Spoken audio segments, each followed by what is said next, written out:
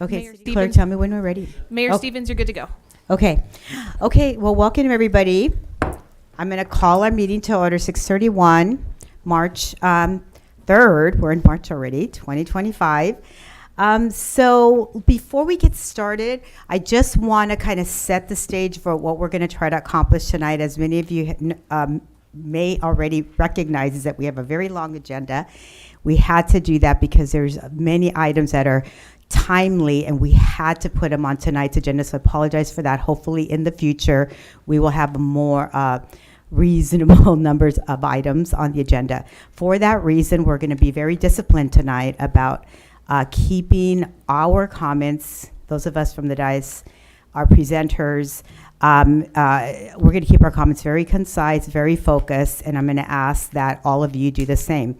For that reason, I just want to let everybody know that during public comment for tonight only, at least for tonight, maybe other meetings, we will be limiting public comment for everybody to 1 minute because we anticipate many, many comments tonight. So please keep your items your comments very focused.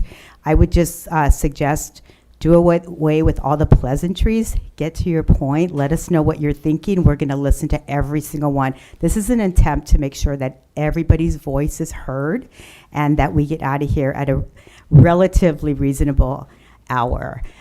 Okay, so having said that, we're going to get started with our agenda. So can I ask City Clerk for the roll call? Councilmember Pache, Present. Councilmember Resendez, Present. Councilmember Morales, Councilmember DeAnda, Here. and Mayor Stevens. Here. Thank you. Okay, thank you. So, Councilmember Resendez, do you want to lead us in the Pledge of Allegiance?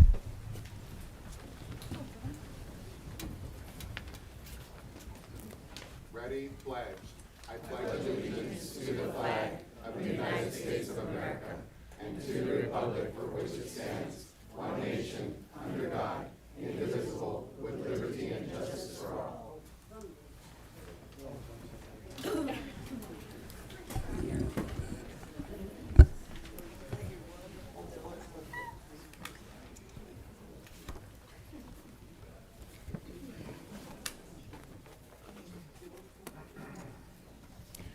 City Attorney, do we have anything to report on last meeting's closed agenda items? There was no reportable action.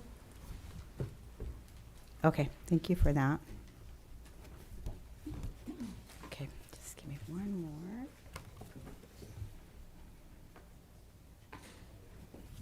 Can we pass this on to Dave? Okay, let's move on to roll call. Mayor Stevens, we've already taken roll. Sorry about that. Sorry about that. I am trying to do 3 things at one time. Apologize for that. So we're going to move on to special orders of the day, and this is a really important part of a time when the City Council gets to recognize the incredible work and contributions of groups to our community. And we have 3 very, very special groups that are we're recognizing today. One is Give Kids a Smile. The other is in the American Red Cross in honor of American Red Cross Month. And then the other is Rare Disease Day. And so what I'm going to ask is those of you who are here to represent any one of those 3 groups, if I'm going to ask you to just come to the front, I'm going to read your proclamations one at a time, and then you'll have a moment to make a comment if you'd like. So if you're here in the chambers, can you please come up so that we can recognize you as I read the proclamations? And I'd like all 3 groups to come up.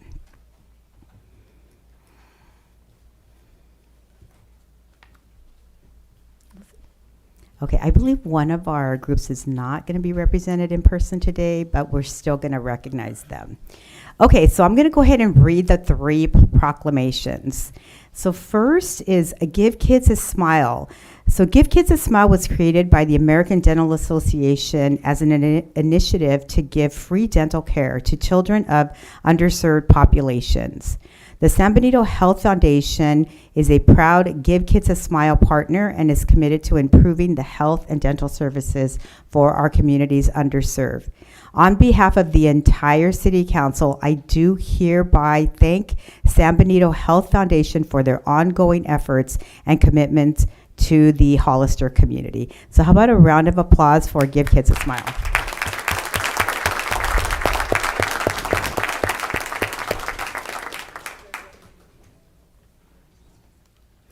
Okay, and the next group that we want to recognize is the American Red Cross in honor of American Red Cross Month. The proclamation for them reads, during the month of March, we celebrate American Red Cross Month, recognizing the compassionate acts of people in Hollister and renewing our commitment to lend a helping hand to our neighbors in need. The contributions of local Red Cross volunteers, 321 in the chapter, give hope to the most vulnerable in our darkest hours. On behalf of the entire City Council, I do hereby proclaim March 2025 as American Red Cross Month, and I encourage all citizens of Hollister to join in this commitment to strengthen our community and support its humanitarian mission. So let's give the American Red Cross a round of applause and thank them for their hard work. Thank you. And then finally, Rare Disease Day, the proclamation reads, there are more than 10,000 known rare diseases and conditions in the United States. While each of these diseases may affect small numbers of people, rare diseases as a group affect an estimated 3 million Americans. Individuals and families affected by rare diseases often experience problems such as delays in obtaining an accurate diagnosis, difficulty finding a healthcare provider with expertise in their condition, and a lack of access to treatments or ancillary services.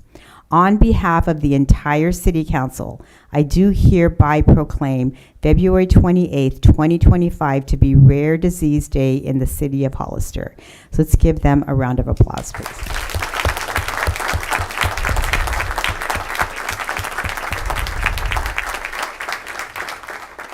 So on behalf of the council, I want to thank you for all of your contributions to the community. And I'm going to open this up now to public comment. I'm just going to, and those of you that are here are welcome to give a public comment as well as anyone in the chambers. And remember that because of our tight agenda, we are going to limit comments to 1 minute each, but please feel free to make a public comment. Mayor Stevens, I don't have any submitted speaker cards, so if any Okay. of only the recipients. Okay, so any one of you would like to come and make a comment about your organization, you're welcome to go up to the podium and make that.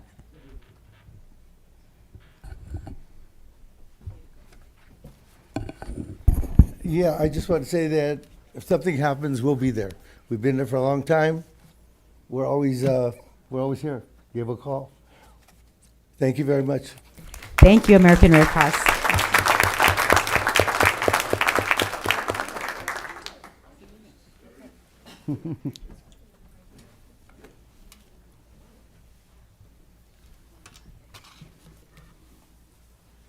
Hello there, my name is Julia McDay. I'm going to keep this brief, but 3 years ago I suffered a hemorrhagic stroke triggered by a burst aneurysm, but was ultimately the result of a very rare brain disease that I had that I didn't know I had until it almost killed me, called an arterial venous malformation. And since then, I have tried spreading awareness about this rare disease and all rare diseases in general. And yeah, starting with government as well, I have spoken to other governmental leaders, and I'm just trying to spread awareness about my rare disease and about all of them, I guess. But yeah, so. Well, thank you. Thank you so much for your courage and for your advocacy. I mean, I think everybody in the chambers will agree with me that you're very impressive, and we're so glad that you're here and you're advocating. You're an Thank you amazing so much. advocate. Thank you. Okay, so thank you to all three groups.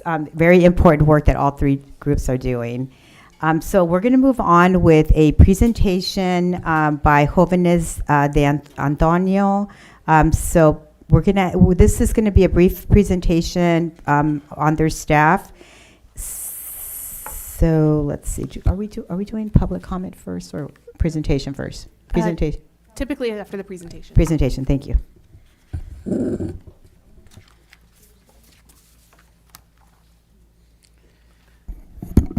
right. Good evening, everyone. Thank you so much for allowing me to be here. I am Danny Barrera Jr. I'm the executive director for Jóvenes de Antonio. I have, for the past 15 months today, have had the honor of leading our senior center and working with our staff and our volunteers, our board, and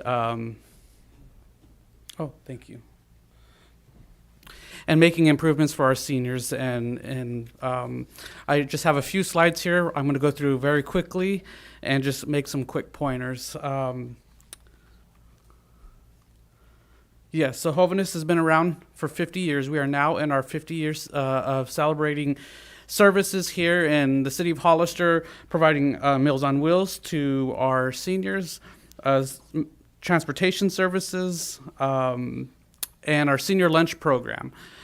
I wanted to give some history about our building. The building was built in 1980 as the community rec center, and we have Jóvenes found a home there, and we started.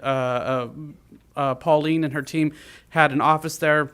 5 of them worked in one little office, and they decided to raise their own money and build a whole other set of offices to expand our services that would allow us to be more effective in reaching our seniors. So Jóvenes raised a lot of money and built a whole other wing of that building, which is the back part of the building, and those are the Jóvenes offices that we run our programs and services for.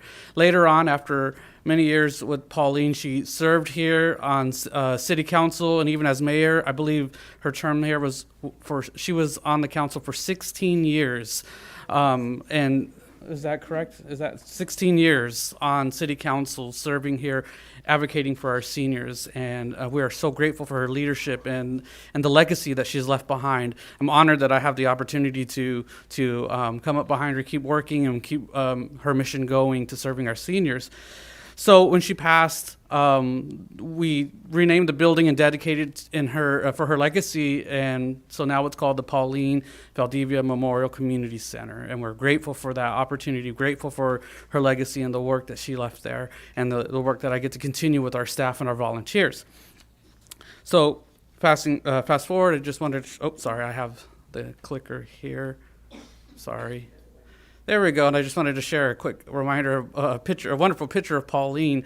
I never had the honor of meeting her, but I wish that I did. I hear so many stories. I moved into her office and found all her notes and read through things. And wow, what an amazing woman! What amazing life, and what an amazing team that I got to inherit. I love the staff, and I appreciate their knowledge, their wisdom, their passion to serve our community. Some quick pointers here. Meals on Wheels, we serve about 150 clients every day, Monday through Friday. We have our senior lunch program that serves on average 60 to 80 seniors. When I got there, we were only serving 30, but now we're consistently serving 60 to 80. When we have our big events and luncheons, we're easily at 100 plus in our dining room. Specialized transportation, we're providing services. We take seniors as far as the Stanford Medical Center to medical appointments, to the grocery store here locally, to the pharmacy, to the bank. And a lot of seniors do rely on these services. Our exercises class, we've had to max it at 25 people, and it's been consistent we do it twice a week. We offer about 200 hours of respite care services where we help subsidize respite care hours, and that allows family members to go and take a break and pay for someone to come and take care of their loved one while they can go and have some self-care time.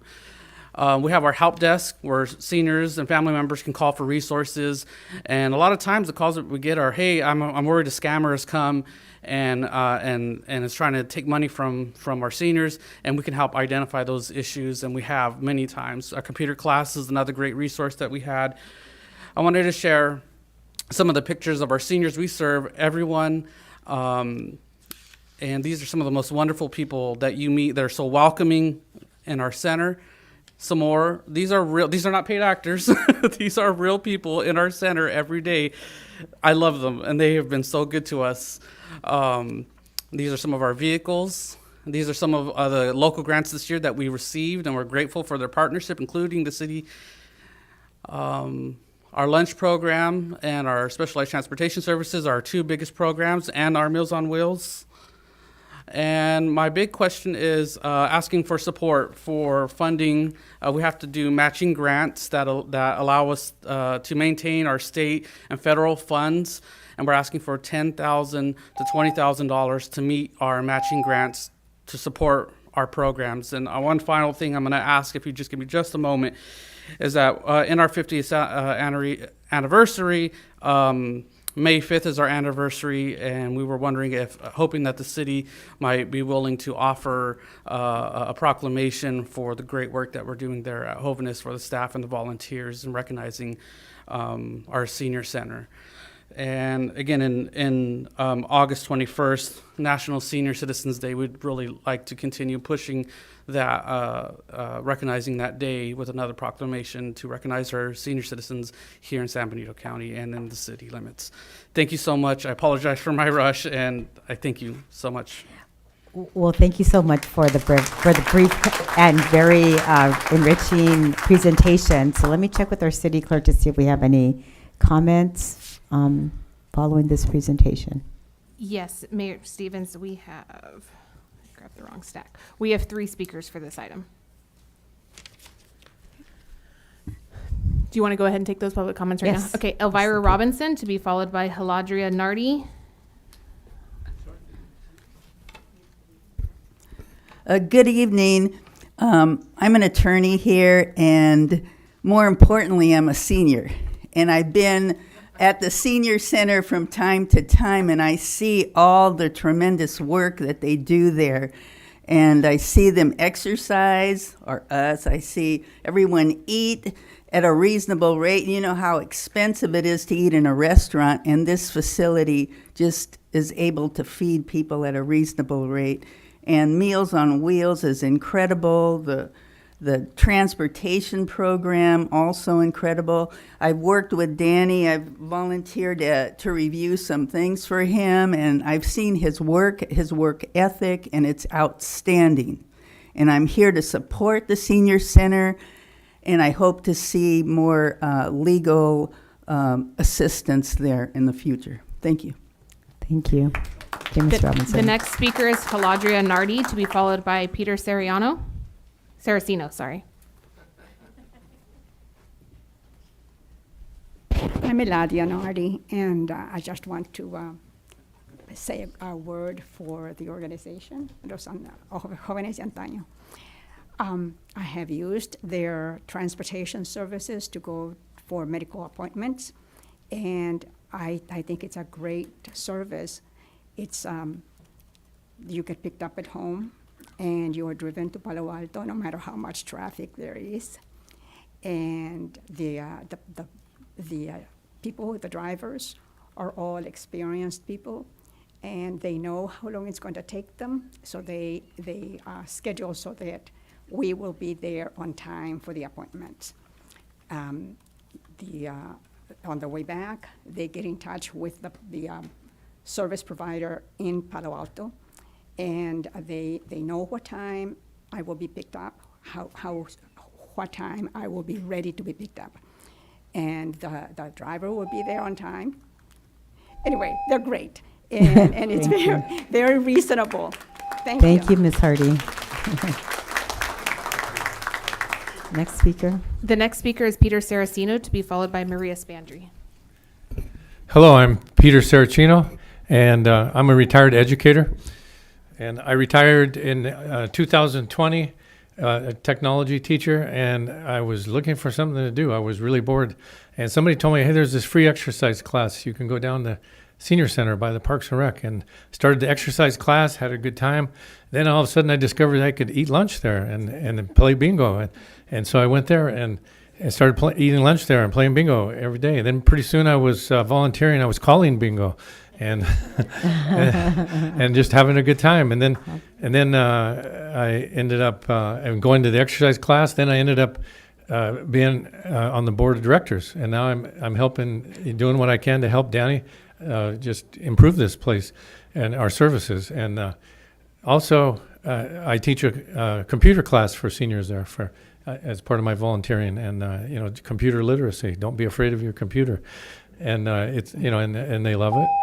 And also, the only thing I want to say is it's also more about food and exercise. I made a lot of friends there. Thank you, sir. The oldest one being 103 years old. Thank you, thank you for that. Okay, I'm just gonna. Can I just do a quick little timeout? I know that we have a lot of enthusiasm, and I appreciate that. And I'm gonna ask that if we can just hold off on the applause. And I ask that only because we just want to make sure that we can listen to every speaker and get everybody in, and keep within an efficient amount of time for tonight. So thank you all for your enthusiasm and your applause. And I'm gonna ask if you can just hold off on the applause for now. Okay, thank you. The next speaker is Maria Spandry, to be followed by Joe. Hi, my name is Maria Spandry. Mayor, thank you, City Council, thank you for letting me speak before you. So one of the things that everybody's talking about, what everybody's forgetting, this is about dignity. They're giving them a place to go and have dignity, and they're the forgotten ones. Meals on Wheels is just not about food. Meals on Wheels is about a check-in. It's just like what we do if for our veterans dinners, is like if somebody's not getting back to us, I know something's going on. And that's what this program is about. It's about giving them dignity, giving them what everybody else gets, because their families are busy and they're alone. And so this gives them dignity. And so by having this program succeed, it's what we need. It's the quiet group in town that doesn't complain. When we did our blanket drive, I got a letter from one of the seniors, and it just made me cry because he said, thank you, because I can't afford heat. And so that just broke my heart. So we're going to do socks for seniors and blankets again. But I just want you to know this is about dignity. It's about the right of having people check in on you and giving them a moment. Thank you. So please consider them. Thank you. The next speaker is Joe.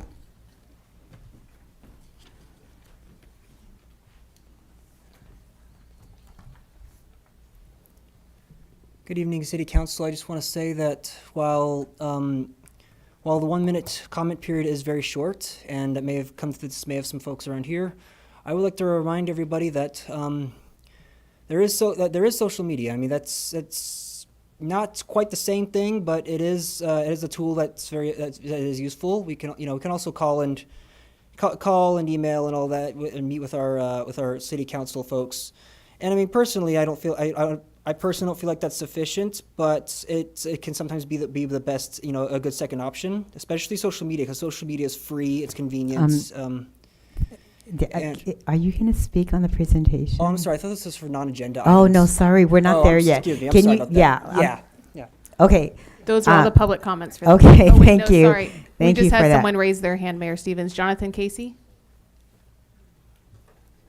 Jonathan Casey. is on Zoom. Oh, sorry about that. Go ahead, Jonathan Casey. Mr. Hi, Casey. can you hear me? Yes, we can. Yes. Go ahead.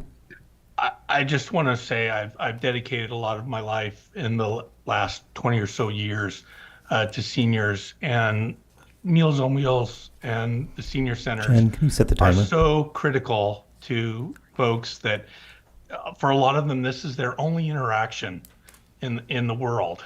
And the Meals on Wheels folks are more than just delivering meals. They provide social work. They provide companionship. They provide someone to talk to, even if it's for that, few minutes that they're there delivering meals. It's critically important that we understand how important that is to these seniors.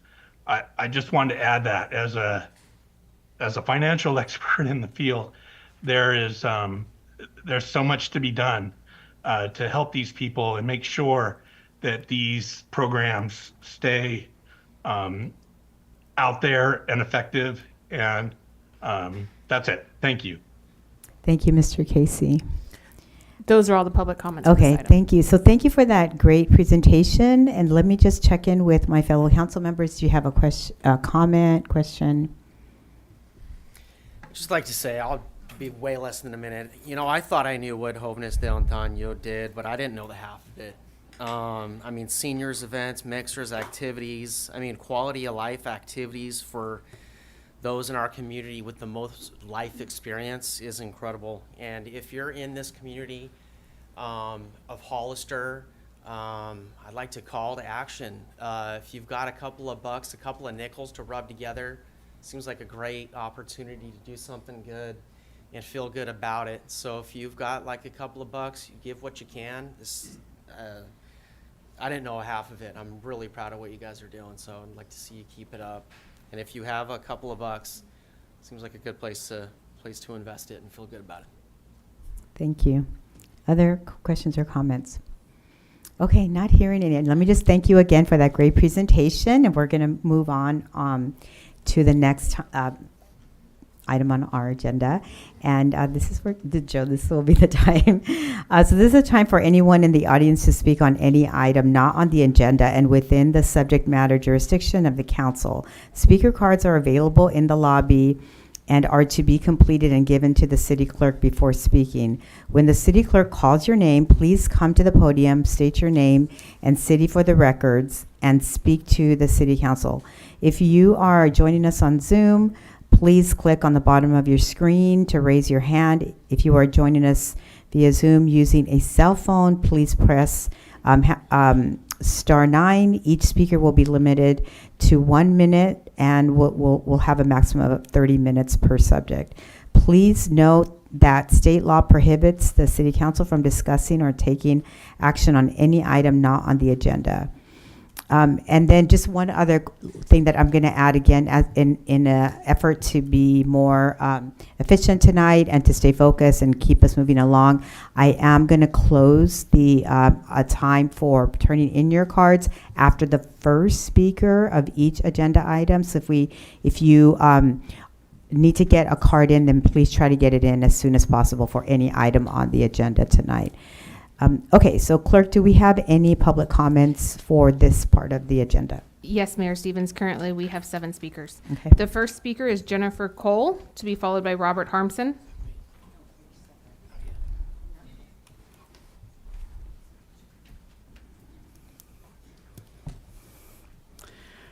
So, what did we learn from the recent fires in Los Angeles and Moss Landing? For me, it was a reminder that accurate and timely public information is critical, especially about dangerous conditions, safe evacuation routes, and the timing of actions to avoid harm. I am here to ask if the City of Hollister provides emergency information in indigenous languages of Mexico and Guatemala, and if so, which ones? I don't believe we should rely on a 6-year-old family member who has learned some Spanish to be able to translate lithium battery toxic smoke from Spanish into, say, Mixteco or Triqui. I have a brilliant 3 minutes thing that I rehearsed how many times. I will give copies to the city clerk. So let me just sum up that I am requesting the City of Hollister seek to support the indigenous members of our community by offering information and help in their language. Thank you, Ms. Cole. The next speaker is Robert Harmson, to be followed by John Robles.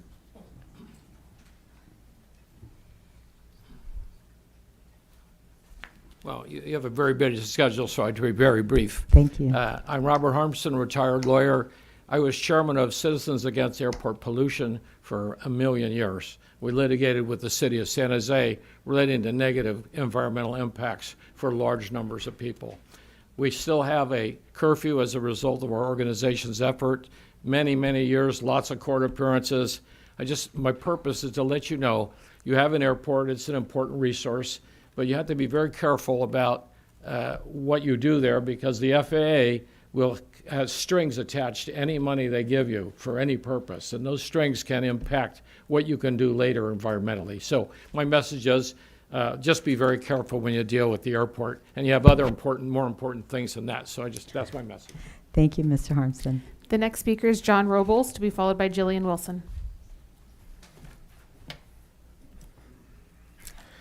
Good evening, council members. On November 5th of last year, the voters spoke swiftly, decisively, and in no uncertain terms that they had had enough of a city council in which 4 of its 5 members were generally ignorant to the will of the people, favoring developers and other outside interests outside of the needs of the people.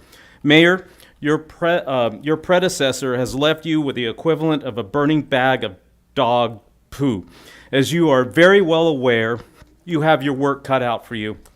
You should understand that the vast majority of voters are behind you, and you, and you, and you. With respect to carrying out the will of the voters, it's go time. It's go time. That's all I have. Have a good night. Thank you, Mr. Robles. The next speaker is Jillian Wilson, to be followed by Megan.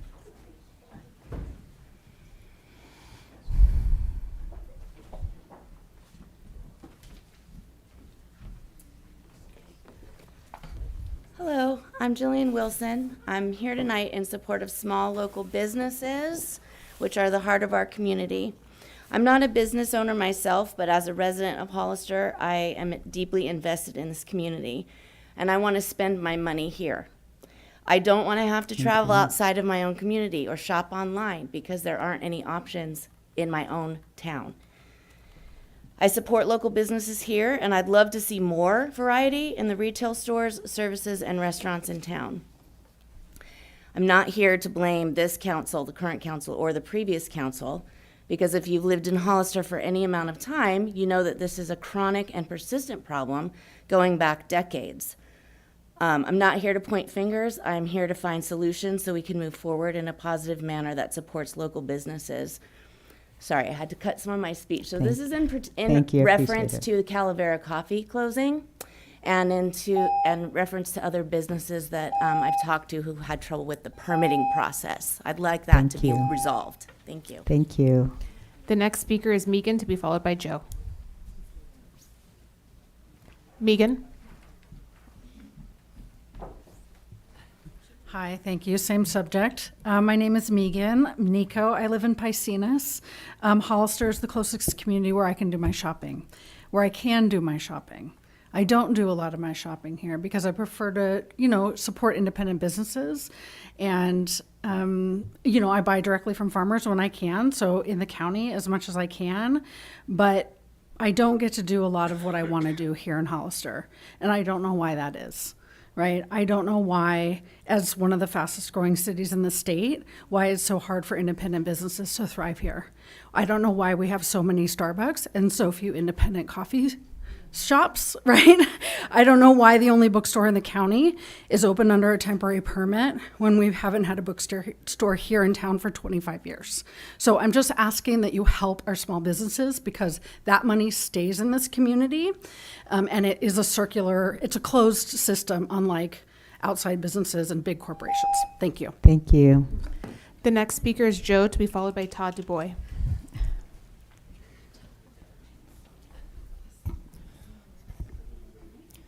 Hello, City Council. Just continuing my erroneously timed speech from earlier, is that social media is a great tool for getting your thoughts heard. When I ran for Central Committee last year, I lost by less than 1% using just social media.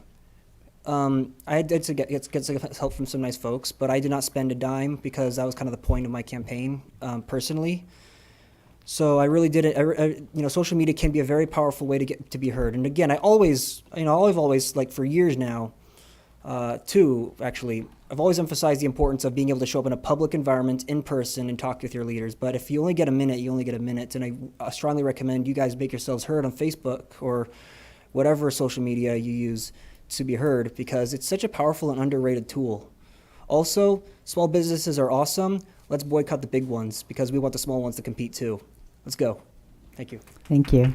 The next speaker is Todd Dubois. Good evening, Council. Todd Dubois. I have been in Hollister or involved in Hollister for 60 years, and I'm excited tonight that under agenda item 11.4, Mayor, you'll that consider. you'll reopen the comment period for Okay. that. This is regular comments for items not Thank on the you. agenda. Oh, it's a closed agenda item, so You're still able to give public comment on a closed session item, Mr. Dubois. Right before closed session. right before, oh, okay. Yeah, so you can My just apologies. reserve your time for that. Yeah, just come back in a little Okay. bit. Okay, thank you, Mr. Dubois. Those are all the public comments for this section. of the Okay, agenda. thank you. So we're going to close that part of the agenda and then move on with the consent items. So any members of council have any brief questions or comments on items from the consent agenda? Councilmember Resendez? Thank you. I want to wait to see if the public, many members of the public pulled anything. If not, I'd like to pull a couple of items. Thank you. Okay, okay. So I'm going to, yeah, you have to put a card over there, please. Yeah. We haven't gotten to public comments yet. Yeah. So we're just doing council items. Mayor, can- you'll ask that in a minute. Okay. Right now, it's you directed your comments to the Okay. council, not Yeah. yet to the public. Okay, it's okay. Thank you. Clerk, do we have any public comments on any of the consent items? Yes, we have two speakers for the consent items. First is Carly Robles, to be followed by Danny Barrera Jr.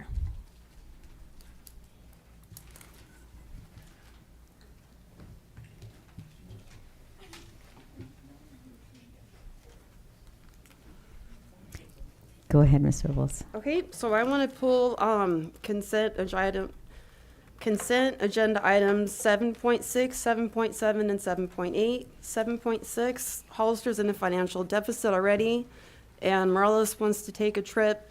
I don't think that's necessary right now. I feel the council should discuss this. And 7.7, Councilmember Morales wants to use over 25,000 of her discretionary money to LULAC, which is a great organization. I wish we could give $50,000 to them, but I just don't think we have the money. Maybe it can be used in a better way. And if she does want to give money to a foundation, maybe it can be the Latino Coalition also. And 7.8, again, we're in a deficit. I don't feel we should be giving $5,000 to United Way in 2 years.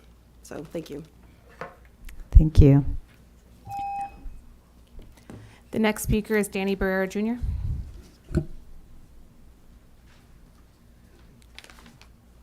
Yes, I just wanted to lend my support for 7.7 for LULAC.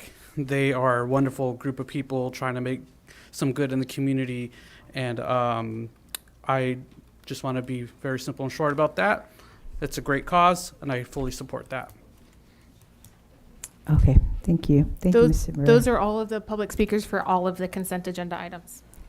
Okay, thank you. So do any members of the council have any items that they would like to pull? So I was just going to honor the public's will to pull 7.6, 7.7, 7.8 is what I heard. Thank you. Okay, so we'll pull those items. On those that are not being pulled, may I have a motion on the consent items? Move to adopt. I will second that. Can we do a roll call vote? Councilmember Pache? Aye. Councilmember Resendez? Yes. Councilmember Morales? Yes. Councilmember DeAnda? Yes. And Mayor Stevens? Yes. Thank you. Okay, so let's go ahead then and consider the first pulled agenda item, 7.6, a resolution authorizing Councilmember Morales to travel for the League of California Cities Policy Committee meetings, March 27th through 28th, 2025 in Burbank, California. So any comments? Councilmember Pichet? You know, when it came to Jóvenes de Antaño, I was impressed at what I learned that you all are doing. Like I said, I didn't know the half of it, and it's so amazing what you all are doing. The oldest in our population with the most experience, and the dignity in getting them to and from some of these appointments. I mean, Palo Alto is crazy to get to.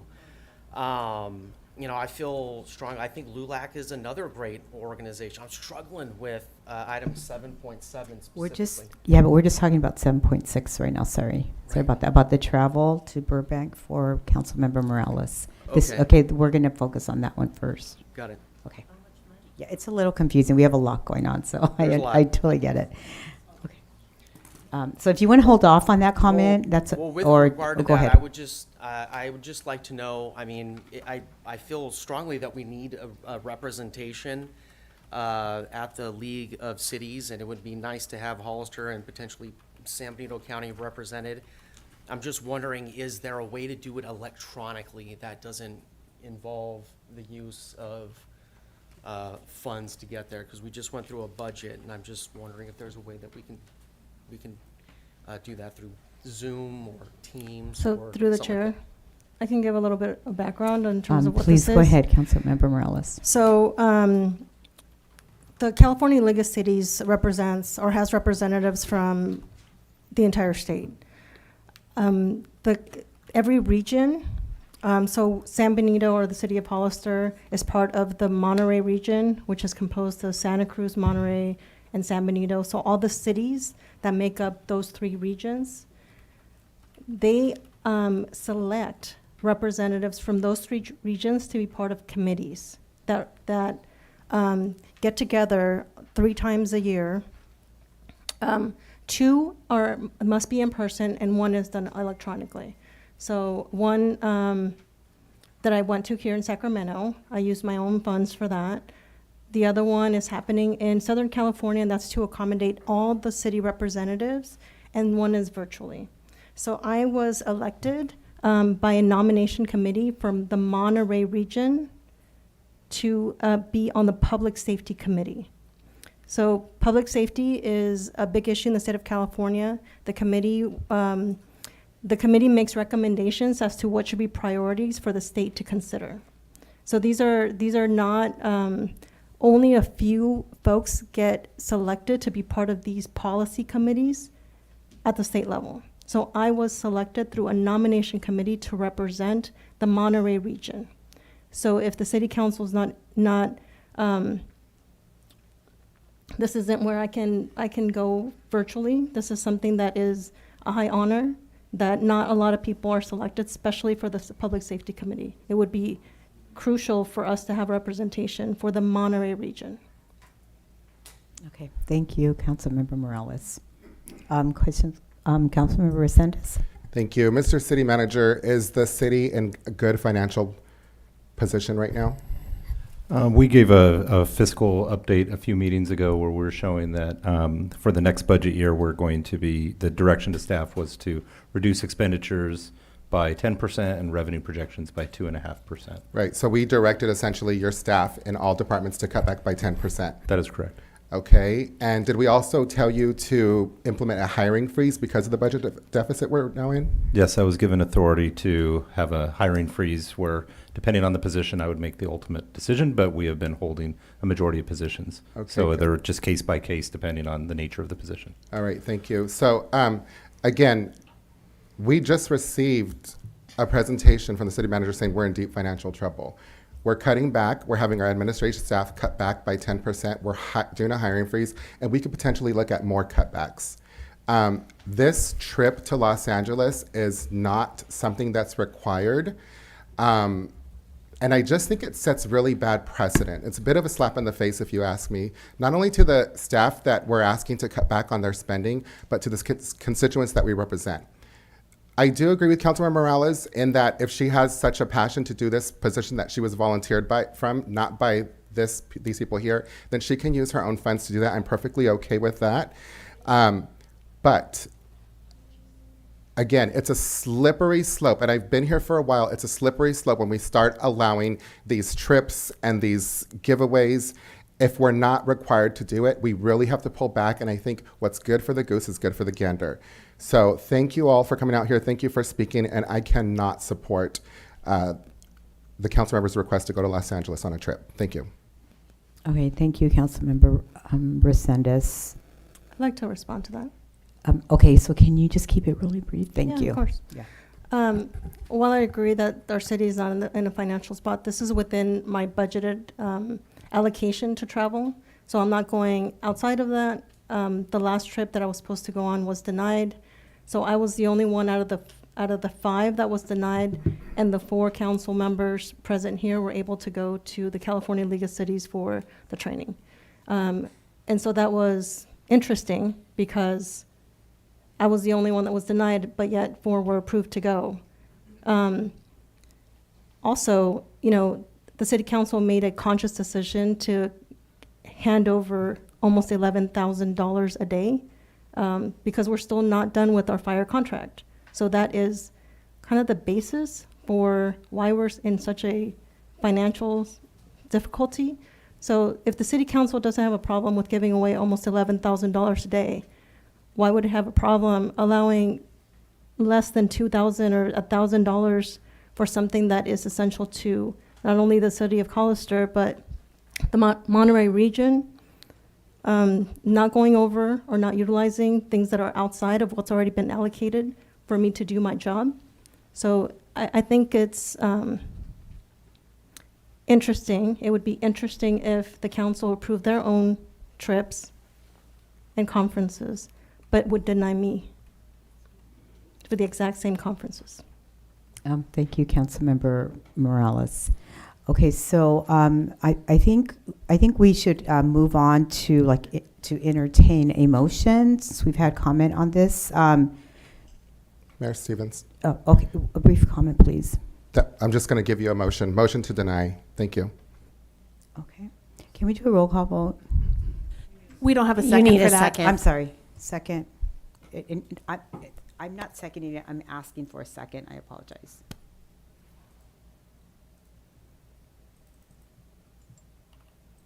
Okay, I'm not hearing a second, so Mayor Stevens. Go ahead. Thank you. If someone is not willing to second my motion and this motion passes, then I would say that we amend the language to allow the newly elected by the end of this night representative on the state level for the city of Hollister to attend that trip, not a specific council member. Is that clear? Do you understand my direction? No, So, if you could repeat it. by the end of the night, we're going to nominate a new, The voting delegate? voting delegate. So I would like to include the language to say the new voting delegate to go to this training if they choose to go. But again, I adamantly oppose this. Thank you. Okay. I just have one more thing. Okay. I really think that it makes sense that we would have some representation in the League of Cities from Hollister at that meeting. And if you've spent your own money on one and the other one was virtual and this one's got to be face to face, it just makes sense that you would go and, represent your local area. So that's really all I have to say about that. Okay. And I'm gonna just make one quick comment and then ask for another motion, if that's okay. I think we've had time to make comment. I agree that we have to be very conservative with how we move forward fiscally. I have to concur with Councilmember Morales that this is something that was budgeted. She did miss out previously on some travel, and she has been the delegate for this. So I'm okay with approving this travel since it was something that was already in motion. And then the next delegate that we elect I would ask that they pick up there and then move forward from that position. But I do think that I think it's good for her to go since she has already put in part of the time and can speak for us on public safety. That's just my own opinion, so I'm just going to make that comment and then move on for a motion. Somebody want to make a motion? I motion to approve. And I'll go ahead and second. Can we do a roll call vote? Vice Mayor Pache, Aye. Councilmember Resendez, No. Councilmember Morales, Councilmember DeAnda, Yes. and Mayor Stevens. Yes. Motion passes 4-1 with Councilmember Resendez opposing. Okay, thank you. Okay, so we're going to move on. Thank you for that discussion, and then we're going to move on to 7.7. And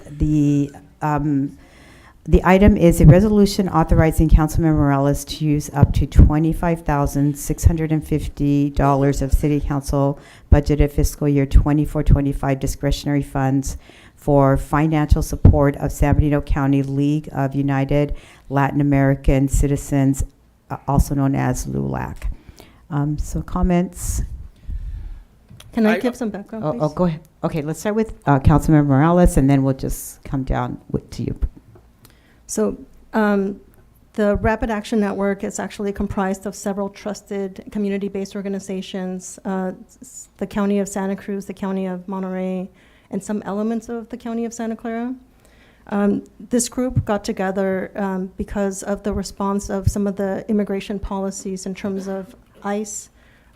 We have a large immigration community here in San Benito County. So the Rapid Action Response Network does not have any financial support currently from either Hollister or San Benito County.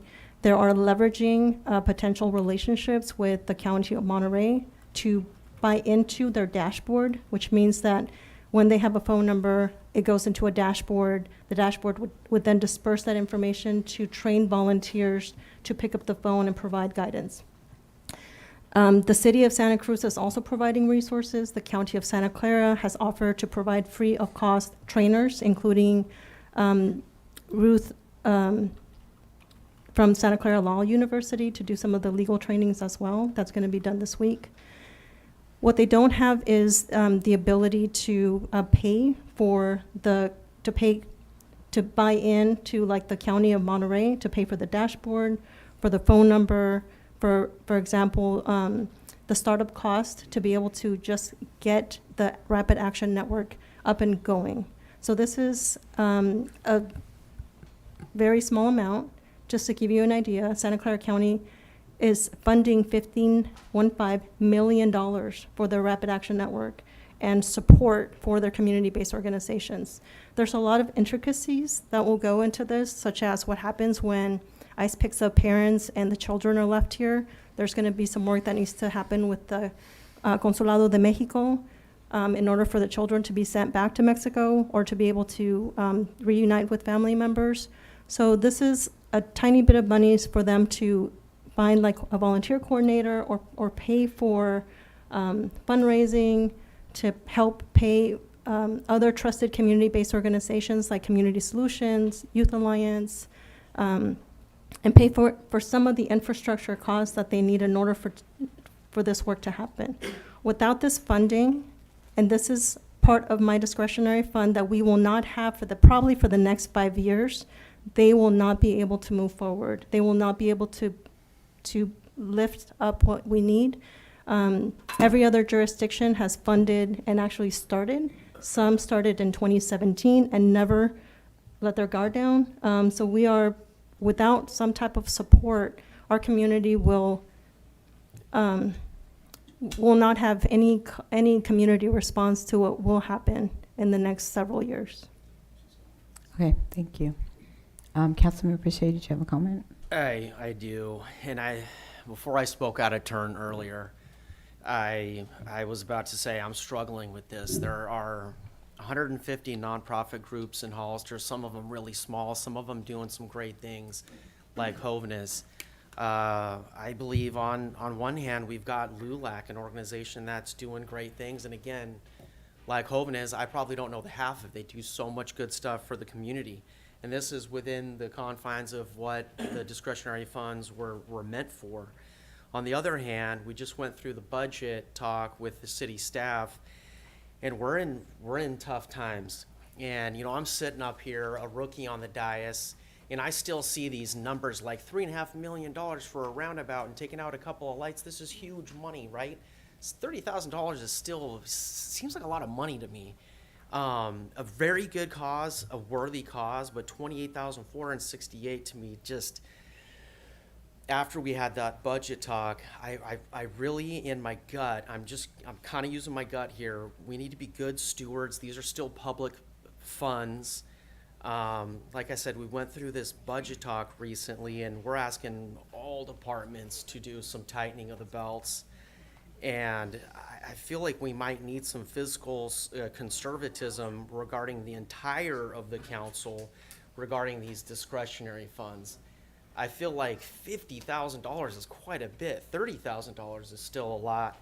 And I struggle with the idea of like government like actually choosing winners and those who might not win certain funds when it comes to allocating these funds. So I just struggle with this whole discretionary funds thing. In this time where we don't have a lot of money, I think we might need to actually be more conservative. Thank you, Councilmember Pache. Councilmember Resendez. Thank you. I would like to hear from public comment, and then I'll give some closing comments as well, but I do have questions. So, City Manager, when you started the discretionary fund was what? Do you remember? The discretionary fund policy, if I remember correctly, was adopted back, I want to say June of 23. But do you remember the amount? The amount was $50,000. When you first started with us? Yes, it was. So this is initially how it started. I think there was maybe a few $1,000s, and it was supposed to be for road improvements, traffic studies. Then it was, I believe, $20,000. Then they opened it up to essentially being able to give money to anybody essentially, as long as they're nonprofit status, right? Then the previous council went against your direction, and they doubled that to $50,000. Do you remember what my recommendation was when you had announced us that we were having budget problems? So if I remember correctly, it was $50,000 in the end of 23. We brought the policy forward, so there was some parameters around it that went through council. Council adopted the policy. For the next budget year, which was last budget year, this budget year, I'm sorry, the recommendation was $20,000, and during the budget hearings, that number was increased back to $50,000. So staff's recommendation was $20,000. The majority of this council increased it to $50,000. What was my ask? Do you remember? I don't remember. I'm sorry. 0. Okay. Just so that the public knows. Again, how much money has, after Dolores or Councilmember Morales spends this money tonight, the $25,000 that she's asking for, how much will she have spent in her discretionary funds? This would be the balance of funds. Okay. So $50,000 altogether. Correct. And we're looking at revising that policy tonight. That is correct. Okay. Councilmember Resendez, do you have the number? I know I didn't prep you for that, but do you have the number of what I've spent? I don't, but there was a handful of very small items. Yeah. We had the posadas and the altars for Dia de los Muertos. Okay, good. How much does she have in her account? Sorry, Councilmember Deanda? She has no dollars in her account. Why not? Did she spend those $50,000? No. The funds of Councilmember Deanda, Councilmember Pache, and Mayor Stevens were obligated prior to taking office for the fiscal budget year. Okay, so the very last day that the people who doubled this spent all the money and gave it to some of their nonprofit friends. This is a slippery slope. Did they not also double their traveling expenses? So the travel expenses, not this year, the year before, went from $2,500 to $5,000. We did have a policy change a handful of months ago that took it to the mayor staying at $5,000, the remaining council members at $4,000, with that balance of $4,000 sitting out in a pool, that if a council member wanted to draw from that pool, it would be part of the travel request. Good. And has Councilmember Morales ever gone over her travel budget allowance? I believe in 22-23 that was discussed. Okay. So here's the thing. I'm going to get to my point. Thank you. Yeah. Slippery slope. It's not a small amount of money, and it's not your money to give away. It's the people's money. We're telling our staff that we need to have them cut back. We're telling them that we're going to do a hiring freeze. Yet we want to send people to trips to LA and to give $50,000 away before we consider even changing the policy tonight. No bueno. Thank you. Thank you. Councilmember Deanda. No comment. I'm going to just ask I'm just going to ask a couple of questions to Councilmember Morales. And I'm just going to count this by saying that I do hear what you say about like what other counties are paying for this, but obviously they have a lot more resources, right? So ours is always going to be very, very small, if ever.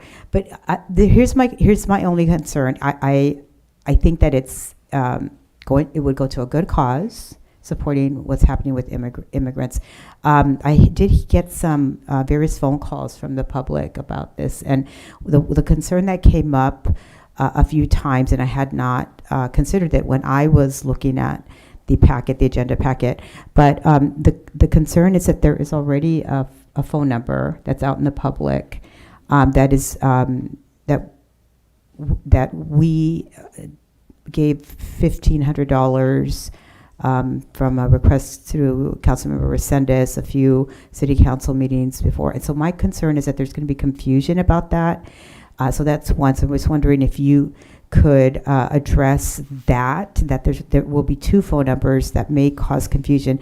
And then secondly, is there any way to account for the cost, that how the money would be utilized? Like if this were to go through, like could we come back at a later date and say this part was used for training, this part was used for the phone, the phone number, this part was used for the work with Monterey County. So I'm just wondering if that is something that's possible. Yes. And then so if you can just just address those two things. Yeah, so the way we've always done it is that providers or nonprofits have to provide receipts for their expenditures, and so it's more of a reimbursement. So everything will be accounted for in terms of the phone number or whatever agreement is made with the County of Monterey for the dashboard, the training, hiring a person to take the phone calls at night. So those are the things that there can be receipts. This organization is the lead organization that will fund Community Solutions, Youth Alliance, all the elements for everybody to work together. So this is a collaborative. And the Latino Coalition was at those meetings. Oh, the collaborative asked the Latino Coalition for that phone number because that was already paid. But they decided not to share that with the collaborative because that was going to go into a dashboard where trained volunteers were going to get, so it's like it's not a physical phone, it's a dashboard that you can call, that will dispense information to volunteers to answer those phone calls.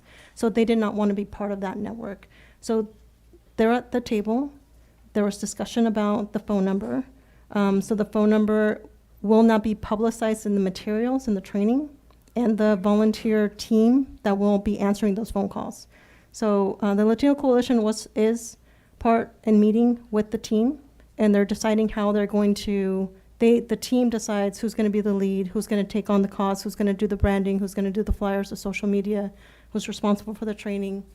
And so that was discussed. And there was a lot of questions about, potential confusion. So the number that was funded previously by this council will not be used. It's going to be funded through the collaborative, and that phone number will be provided to Monterey County for the dashboard. And that was by the choice of the Latino Coalition. Okay, I just want to clarify. I think that number is being currently used, and there is plans for it to continue. The one that we've already So I just want to clarify that I think that will be used. Like in terms of what LULAC is doing, that it may not be used, but it will be used in the public, so that the community already knows about it and they're already utilizing it. So that is my biggest concern, is that there's going to be confusion in a time when there's already a lot of confusion. So that's just my only comment. Okay, so I'm just going to leave it there. And I'm just going to check with, I'm not sure if it's city clerk or if it's a city attorney. I don't believe we have public comment. We already had public already comment did. on consent, so there will not be any Correct. more public comments. You already did. Okay, so I'm just gonna come back to you, Councilmember Resendez, but I just really wanted to be brief. I'm trying to get to everybody one time, if at all possible. I'm prepared to make a motion, Mayor Okay, Stevens. make a motion. Thank you. Move to deny. Do we have a second? I second. Can we do a roll call vote? City Clerk. Hold on just a moment, please. Vice Mayor Pache? No. This is on the motion to deny. So you're voting against the motion to deny? Oh, no, I vote to deny. Okay. Councilmember Resendez? Yes. Councilmember Morales? No. Councilmember DeAnda? Yes. Mayor Stevens? No. Motion passes 3-2 with Mayor Stevens and Councilmember Morales voting no. Okay, so we're going to move on to the next agenda item. A resolution approving a contribution for 2 years in the amount not to exceed $5,000 per fiscal year 24-25 and 25-26 United Way of San Benito County 211. Okay, so any comments on that one? Mayor, I can provide a brief update if Okay. you'd like as well, just give a little context. So historically, the city has provided a contribution to the United Way for the 211 service. And so a few years ago, we brought that forward to council. In the past, it had been an over-the-counter approval, basically. And so we brought that to council, and there was an approval for funding for the 22-23 and the 23-24 year. We did receive an invoice for the 24-25 year, and from that triggered that it had not gone to council, and so we wanted to bring that forward. Technically, the approval was only for those 2 years, so the United Way did operate under that approval, and so we wanted to bring that back for consideration if this is a service that you would want to continue to fund and take it from there. So we just wanted to provide that update. And I believe we have a representative from United Way in the audience, so if you have questions of her as well. Comments? Councilmember Resendez? Thank you. Yeah, same sentiment as the last one. However, I know that we have a long-standing relationship with them. I know they provide an excellent service to our community. Again, if we are looking at hiring freezes and asking our staff to cut back, then I think that we have to lead by example, and it sends a strong message that we're following the same thing here.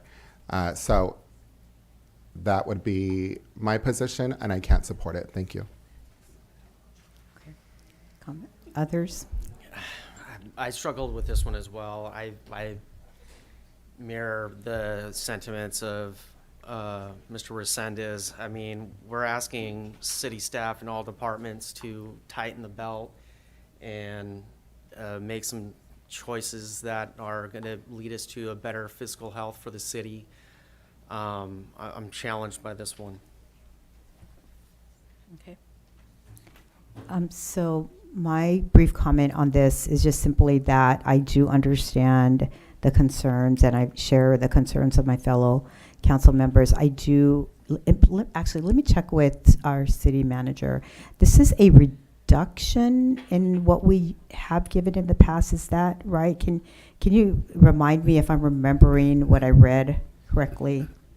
No, in the past, and forgive me, I believe it was around $2,500, and it went to $5,000 a couple years ago. So this is the same amount that was approved the time before, just for this current fiscal year and the following fiscal year. Okay, I wanted to clarify that. So, okay, thank you so much for that.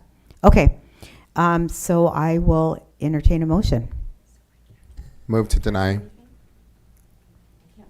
I'm sorry, No, did we public take public comment comment already? is closed, sorry about that. Move to deny. Can I get a second? Second. Roll call vote. Hold on just a second. Vice Mayor Pache? No. Councilmember Resendez? Yes to deny.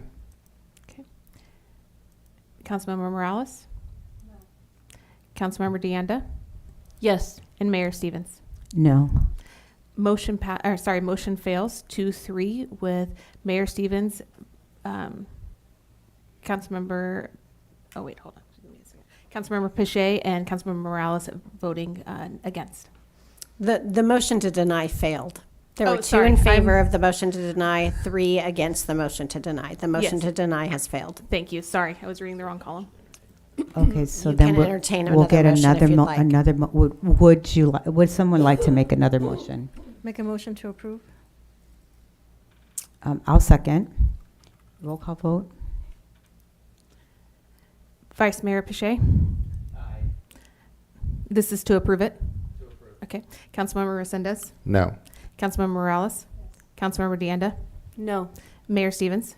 Yes. Motion passes 3-2 with Councilmember Resendez and Councilmember DeAnda voting against. Okay, thank you. Okay, so we're going to move on to council business 9.1 San Benito Street Traffic Calming Study Alternatives Follow-ups. May we have a staff report, please? Good evening, Mayor and council members. William Vi, Public Works Director. This item is a follow-up to the presentation that was given on February 4th for the San Benito Street traffic calming. There were some questions during that presentation about the block from South Street to Hawkins and why it wasn't studied.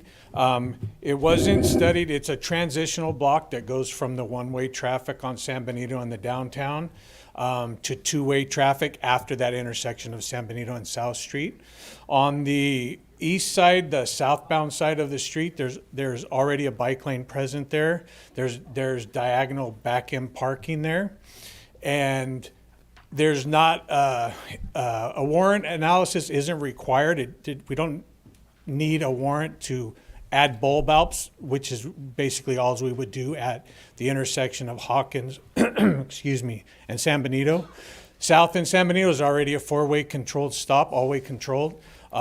So what we could do is we could move forward. We did receive an updated proposal from the consultant to study that one block. The amount for that proposal is $17,000 and some change. We could simply not go forward with that proposal and do the public outreach, mention to them the reasons why that wasn't studied, and ask the public during that outreach if they would like to see bulb outs at that intersection, and then simply add that to the design once we go to design. And that wouldn't cost us anything, just the rest of the original task orders to do the public outreach. So it's basically saving us $17,000.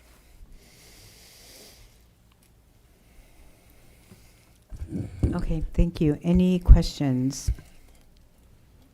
Okay, none. Can we move to public comment on this item? Yes, we have one speaker, Jane Dabo Cruz, I believe it is.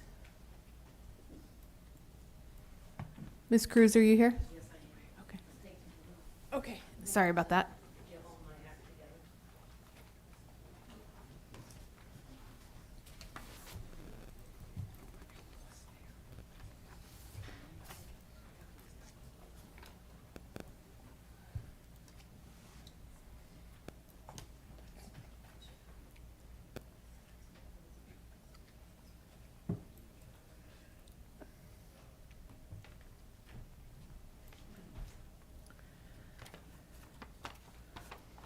I'd like to start with San Benito Street, 4th Street to Hawkins. The COVID crisis is thankfully behind us, so it is a way past time to return San Benito Street to its former configuration. Remove all the parklets. Return the street parking to original parallel parking. No bicycle lanes. Activate the electric signals at 4th and at South and at 5th if you can find them. Continue to have diagonal parking on all side streets, nose in first only.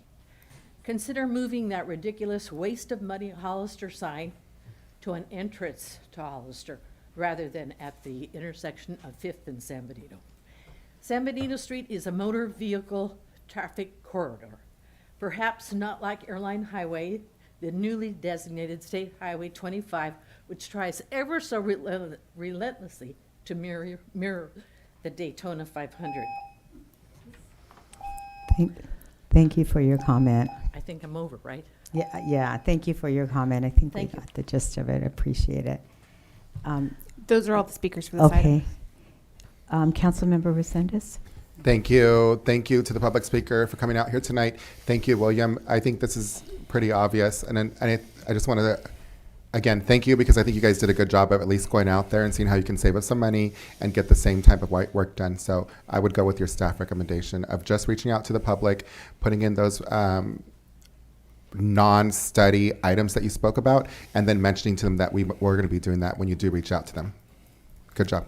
Okay, thank you. I also, I forgot to mention that we're seeking direction on whether to move forward with the rest of the original task order, which is the public outreach, and then the design. So, William, if I may. So at the last time we brought this item forward, we were bringing it forward. We had received direction to go out and to do this work. We had the estimates, the conceptual designs, and the next step was going to go be public outreach. And so we brought it to you as a new council. We wanted to get your input. And so the decision point basically is, it's basically three different decision points. Do you want to proceed forward as recommended by our Public Works Director, where you go forward, you do the public outreach, you do that component, and continue forward? Do we continue forward with the public outreach and this additional 17,000 and add that and then go do the public outreach? Or ultimately you could say we don't want to do this altogether, and that would be the end of that. correct. We could stall. We could table this design public outreach, the entire thing for traffic calming for the time being. We have the work already that's been done, and that could possibly sit for a year or two, or whenever council wanted to move that forward. I appreciate that update. Yeah, honestly, our number one priority is the safety of the community members here. We've already had somebody get killed at that intersection. I think we have to move forward with the public outreach and keep pushing the traffic calming section of that area done. Thank you. Thank you.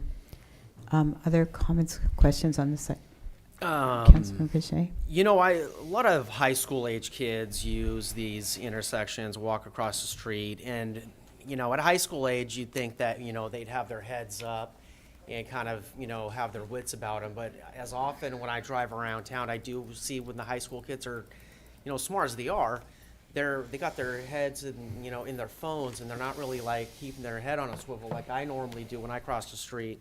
My question is it too late, because I'm just getting into this, to ask the community if those bulges or bumps that you're talking about, if those are necessary? Can we still ask them if you know, the community, like, are these going to help? That would be the next step if we were to move forward with the original task order, would be the public outreach and community surveys. Okay, so we can still ask them if they think that those bump outs would be, okay. Correct. Because as much as I appreciate the high school kids, I do see them with their heads, like, looking at their phones, and they're walking across the street, and it kind of freaks me out. And if I could just add, Mayor, if I may. So if you were to proceed forward with this, there would be the public outreach, community surveys and meetings. The consultant would develop a traffic calming report. That would come back to council. So after receiving the update at council, the council could then direct staff to have the plans engineered, you know, once there's a final design. So that's the next step, is you would engineer it so you have actual engineered shovel-ready plans. Once that is done, you would have another decision point of whether you wanted to fund the project. And as we mentioned at the last meeting, there's underground work, there's utilities, so it would be an expensive project. However, having a shovel-ready project is a qualifier for grants as well, so it could be something that we could look to solicit state and federal funding and match it with some of our funding that we collect. Okay, good. Thanks for that clarification. Okay, so I'm going to look to the council for motion. How do you want to proceed? I just have one final question that I would be perfectly happy to do a motion. Do we incur any additional cost to go through with task 3 and task 4, which is to, you know, effectively get the report after the money that we've already spent, $50,000 or so? and the public outreach, are we going to incur any additional cost to get this information and to at least get the information that the previous council was seeking regarding the speeding along this road? Yes, and I was looking for that. Was that the 17 you were talking about? It's the final two tasks on the original task order. It would be $37,287. Okay, so let's go ahead and get a motion. Would somebody like to entertain a motion? Mayor Stevens, this is just for direction, not a motion. Oh, we don't need, okay, so I think let's Well, just do. If I could just get some Go ahead. clarification, if you're going to be approving additional expenditure of funds, I recommend a motion. But I still am having trouble understanding this, so I just want to make sure. Is that correct? They do have the ability to approve additional funding. Okay, then I recommend a if motion. If they choose not to and to proceed either forward as without the additional $17,000 of work, or decide to just say, well, we're just going to put the project on hold and stop now, that would not be an additional appropriation. So if we were to just give direction, then move forward with the work, get the feedback, and then come back? Yeah, that would all be under the already approved task order Yeah. that was approved back in So that August. just requires a thumbs up? Correct. If you Okay, just want them to do so community outreach, that's just a thumbs up. Let's do a thumbs up on that. Okay, so we got that. So then we'll wait to hear back, and then later we may have more direction later. Okay, All right, thank you. Thank you for that. Appreciate that. Okay, so we're going to move on. So we're going to 9.2, a resolution accepting the certification of sufficiency for referendum petitions submitted against City of Hollister, City Council Resolution Number 2024-201, recommended action, adopt resolution. Okay, so let's, do we need a staff, are we going to get a staff report from this? Mayor Stevens, yes, I have a very brief Staff for report, this. thank you. So City Clerk. Jennifer Woodworth, City Clerk. So this is just the next step in the referendum process. And so it simply states that the number of signatures submitted to the city for this referendum were verified by the Registrar of Voters in San Benito County, and that there were enough signatures for that referendum to move forward, which is what we'll be discussing in the next item. So 2,313 signatures were required, and the proponents were able to have 2,846 valid signatures. So that's all this item is saying there are sufficient signatures. Okay, thanks for that staff report. Any questions from the council? Okay, no questions, so can we move to public comment? There are no public comments submitted for this item. Okay, so let's entertain a motion. Move to adopt. I will second. Roll call vote?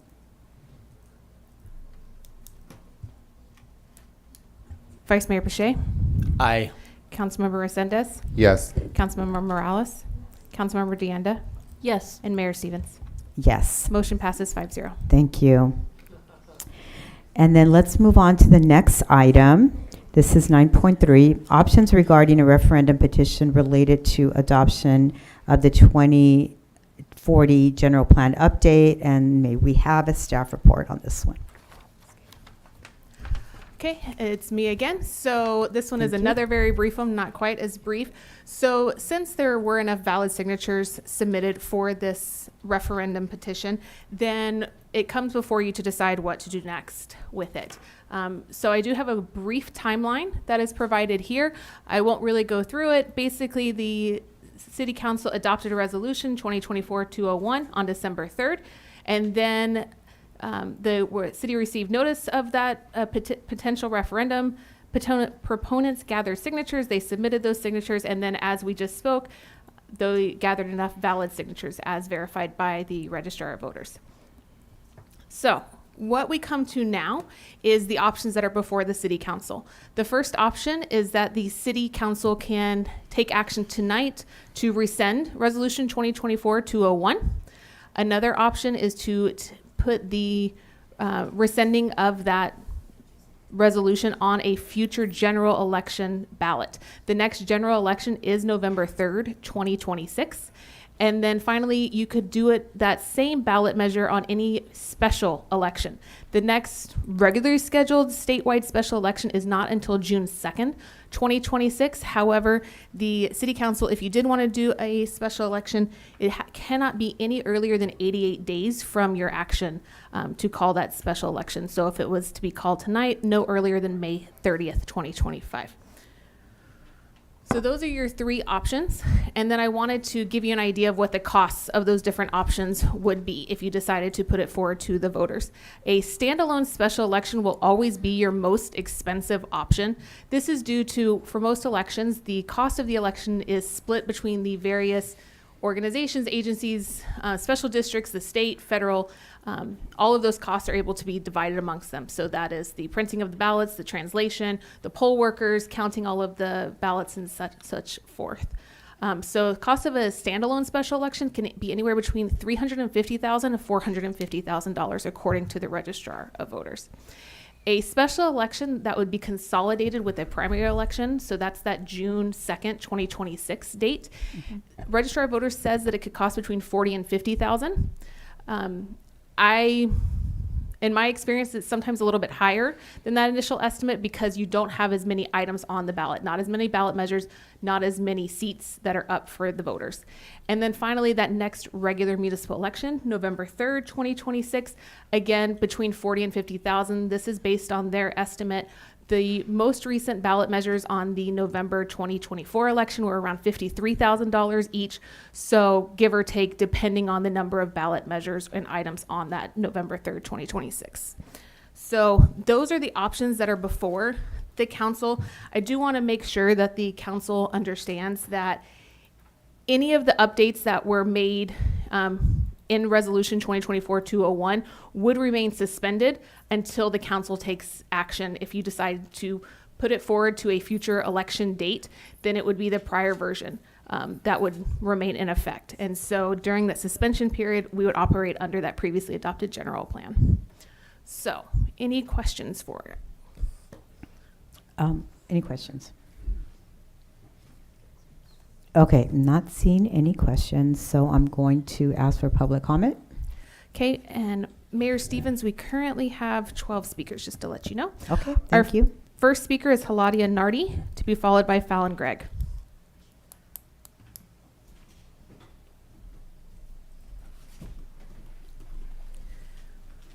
While Ms. Nardi is going up after Ms. Gregg, it'll be Tom Armbruster.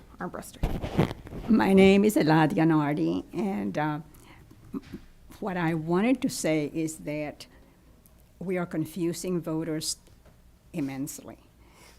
The last time when we went door to door, people would ask me, didn't we vote on this before? Didn't we vote before? And of course we have. So one more time, we're going to go out and put it before the electorate. And I, from what I see, there's no other option, regardless of what the three options are. They all have to be through the elections, doesn't it? Or is there something?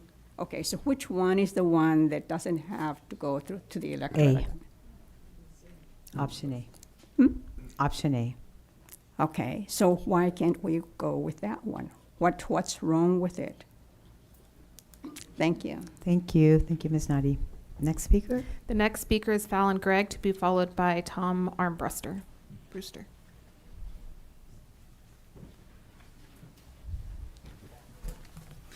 Good evening, Mayor Stevens, council members. My name is Fallon Gregg. 3,562 city voters signed the referendum petition, well over the required number to qualify. Voters are frustrated and angry that their votes and voices are being ignored. I support the referendum against the former mayor's attempt to circumvent Measure A and expand Hollister's sphere of influence with 3,000 acres of county farmland. The former mayor's 2040 general plan is terrible for Hollister. It would end up costing the city for infrastructure improvements which the city can't afford now. I strongly urge you to listen to the vote of the people. I urge you to vote to uphold the referendum and rescind the former mayor's awful 2040 general plan. By doing this, the city will avoid a costly election, saving the city money. Vote in support of the referendum. It's the right thing to do for the city. Thank you. Thank you. Next speaker. Our next speaker is Tom Armbruster, followed by Bridget Bauman-Thorpe. Hi, I'm Tom. I strongly encourage you to repeal the resolution outright. Handing it back to the voters does two things. You evade, with all respect, you evade responsibility of being truthful to the voters. It would continue to add unnecessary confusion previously employed by the opponents of the referendum. It took 3+ years of concerted effort by many people to educate the public.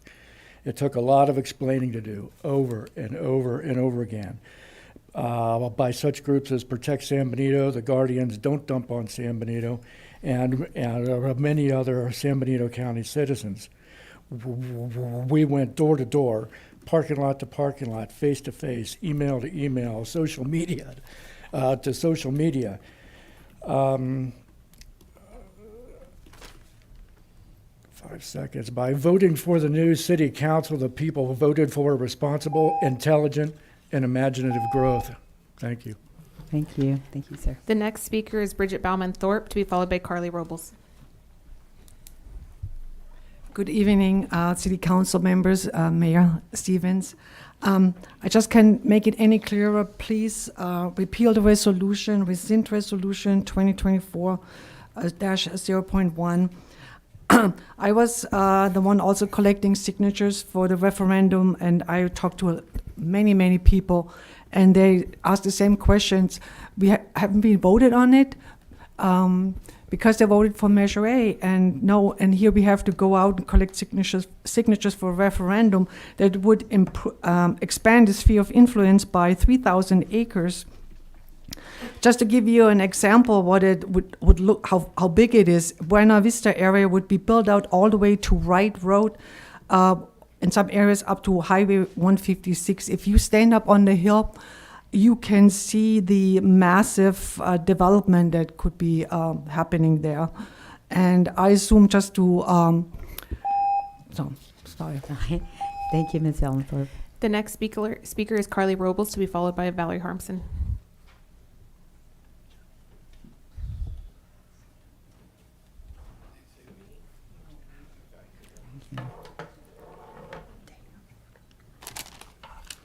Hi. I urge the City Council to rescind Mia's terrible referendum 2040 general plan and to adopt the original 2040 general plan that had public input and was well thought out. I was out talking to people for a month, and I can honestly say the vast majority of them agree with the new 2040 general plan that it is a disaster. People spoke during Measure A and want to say in how our county grows. They were in a way betrayed by the old council when their last day in office, they expanded the sphere of influence by 3,000 acres. The people have already voted in the form of Measure A. We do not need to have another election. Please listen to the 3,562 people who signed the referendum and repeal the 2040 general plan in its entirety. I say 3,562 because that's how many people signed it. And once the elections office got enough votes, they stopped counting. Thank you, Ms. Robles. Our next speaker is Valerie Harmson, to be followed by Robert Harmson. Hi. Well, I feel like our city's been backdoored by the old mayor and the council, and that's why they're not here anymore. When you go and you change a general plan, when you know that maybe Measure A was going to pass, this is an insult to the people that live in this county and in this city. And you guys need to repeal this, because this is not what the city wants. This is not what these people want. This is not the people in your district want. And you're here because of that. You're here to protect these people in our city. And the idea of putting another 3,000 acres into that sphere of influence is ridiculous and totally unnecessary. And you owe it to everybody here in this city to get rid of this and appeal it, and it never should have happened in the first place. Mia Casey did a very bad thing to us. Thank you, Ms. Harmson. The next speaker is Robert Harmson, to be followed by Bella Rosales.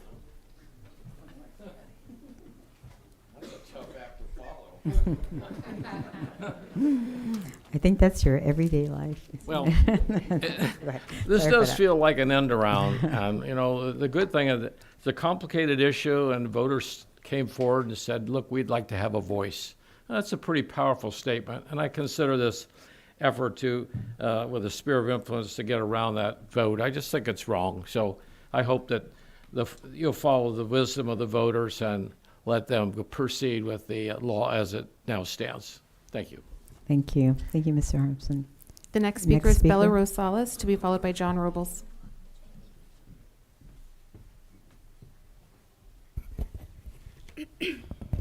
Good evening, Council.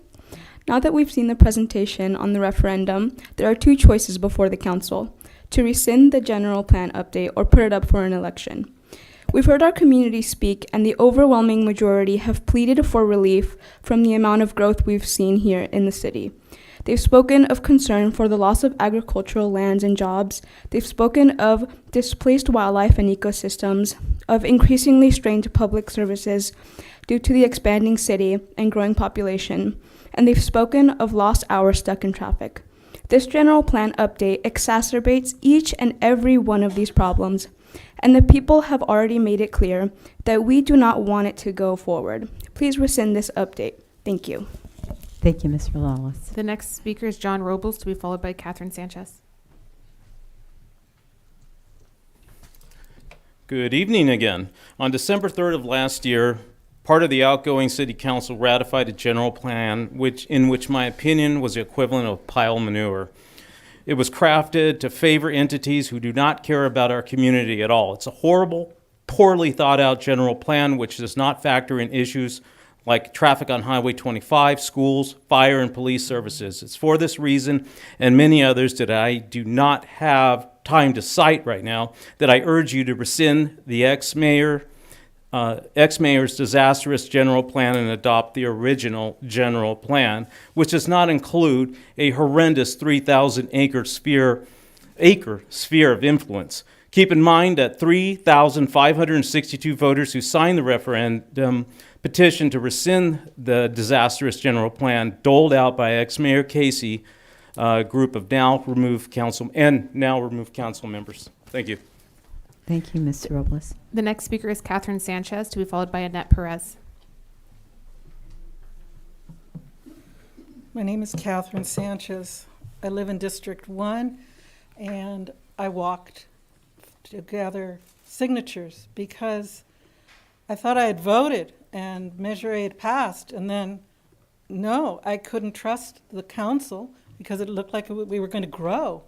So I heard what many of the other volunteers heard. Didn't we vote on this? But we trust the council to do what is good for the community. And the opposite happened in that December 2024. Please vote to rescind the resolution 2024-201. That's all we need. Just rescind it and let us see that we can trust the council again to reflect the will of the people of Hollister. We need to slow the growth. I know we're going to grow, but let's slow it down. Thank you, Ms. Sanchez. The next speaker is Annette Perez, to be followed by Maureen Nelson. Hello, Council. Thanks for listening to me today. I would just like to encourage you, the City Council, to repeal the resolution in its entirety. You talked about budget. Let's save money. Let's not put this to a vote. Let's rescind it. It was a terrible plan put forth at a December meeting when we were all having Christmas and holidays and not working about that, and me and her crew put together this terrible plan to put 3,000 acres into a sphere of influence to add this building to an already infrastructure that we cannot support. We already have some approved housing that is already going to be putting a lot of strain. So I say repeal it, forget the vote, remove the plan, come up with a better plan. So do the right thing and repeal it. Let's save that money for the rally. Thank you. Thank you. The next speaker is Maureen Nelson, to be followed by Mary Shaw Corin.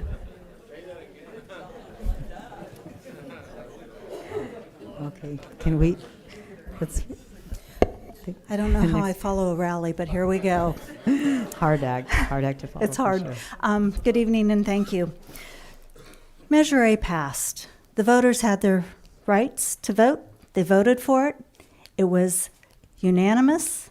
There was no wishy-washy, no question. Was it 49.2% to 49.3%? Was it very close? No, it was a clear win. Measure A passed. Then all of a sudden, we get the rug pulled out from underneath us. This isn't democracy. Democracy took its place on that November election. We're looking at traffic, we're looking at infrastructure. I live in the county. No, I do not live in the city, but I live in Santana Ranch. We don't need another 3,000 houses. We already have roads that are a disaster. We don't have the infrastructure to support it. Please, let's stick with what the voters stated. Thank you. Thank you, Ms. Nelson. Next speaker is Mary Shaw Corin.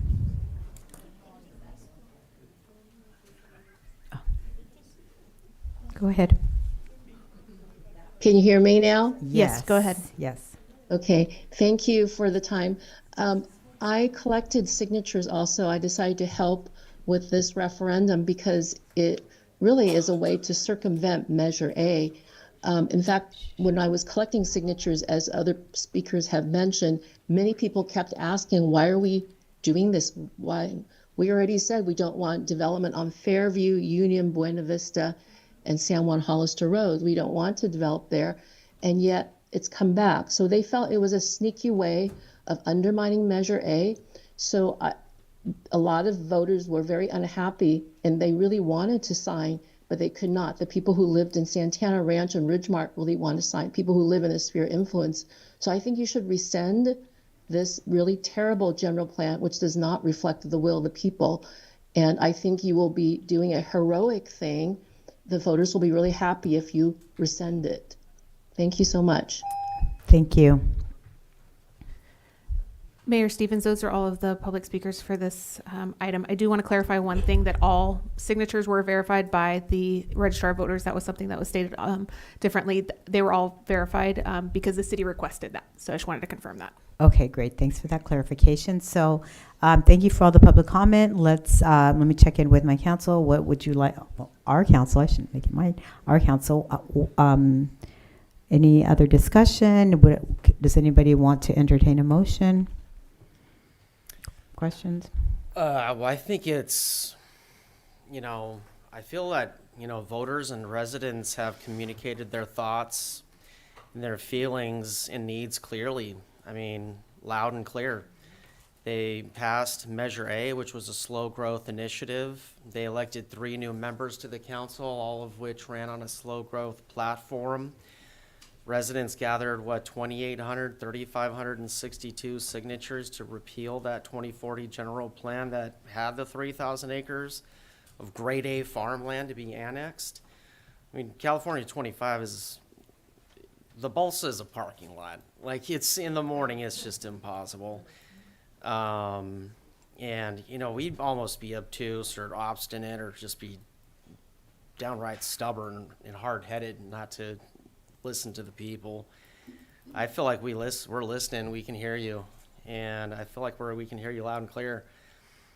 For one, I don't think that we need to spend another $40,000, $50,000, $350,000, $450,000 to know what we already know. The people have already spoken. How many different ways do we need to ask? Like, what do you want us to do? I don't think we need it. I feel like we can propose a motion anytime you guys have had your time to speak. Okay. Other comments or questions? Councilmember Resendez. Thank you. So this is a pretty historic moment, and I would like to obviously speak about it. So thank you, Mayor Stevens. I just want to first of all thank all of you for coming out here tonight, all of the organizers, all of the public comments. And then I want to point out to my colleagues here, just like with the biker rally, not one person spoke against moving forward with repealing this and adopting the referendum as is. I know how much hard work it is to organize and to get out there and to do this at your own time. So thank you all for your service and dedication to our community. To the people that were out there signing this, thank you. I also appreciate the feedback. We've been very busy up here doing a lot of work. So it's nice to hear that feedback, that there's still some confusion out there. So that's something that we can work on as well together. When you're creating a policy, I really do believe in democracy. I really do believe in government, but it has to be equitable. And the people are right. When the general plan was first done by not the previous council, but the council before that, it was almost done. And I really do think that process was done equitably. However, it takes just a quick minute to turn that around and have special interests go in there. And in my opinion, there was 2 people responsible for expanding that sphere of influence.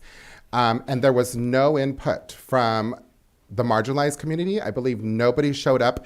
They had translators there. There was not enough outreach. And all of a sudden you had a developer's general plan, not the people's general plan. And that was a complete travesty.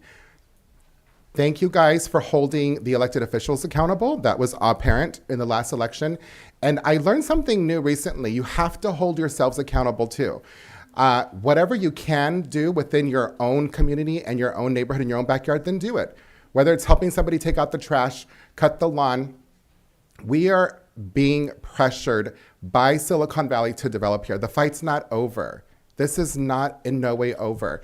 It's very confusing for the public. We're up against people with billions of dollars. However, I do believe in the power of the people. I appreciate that you guys went out there. I respect your voice. And yeah, I agree with Councilmember Pache. There's no reason to spend extra money on moving forward with this, and I would proudly move forward to adopt the resolution and rescind and repeal the general plan. And on that note, I would like to see, just for the staff to know and the public to know, a new general plan come back ASAP, por favor. Thank you. Thank you for that, Councilmember Resendez. Councilmember Deanda. Okay.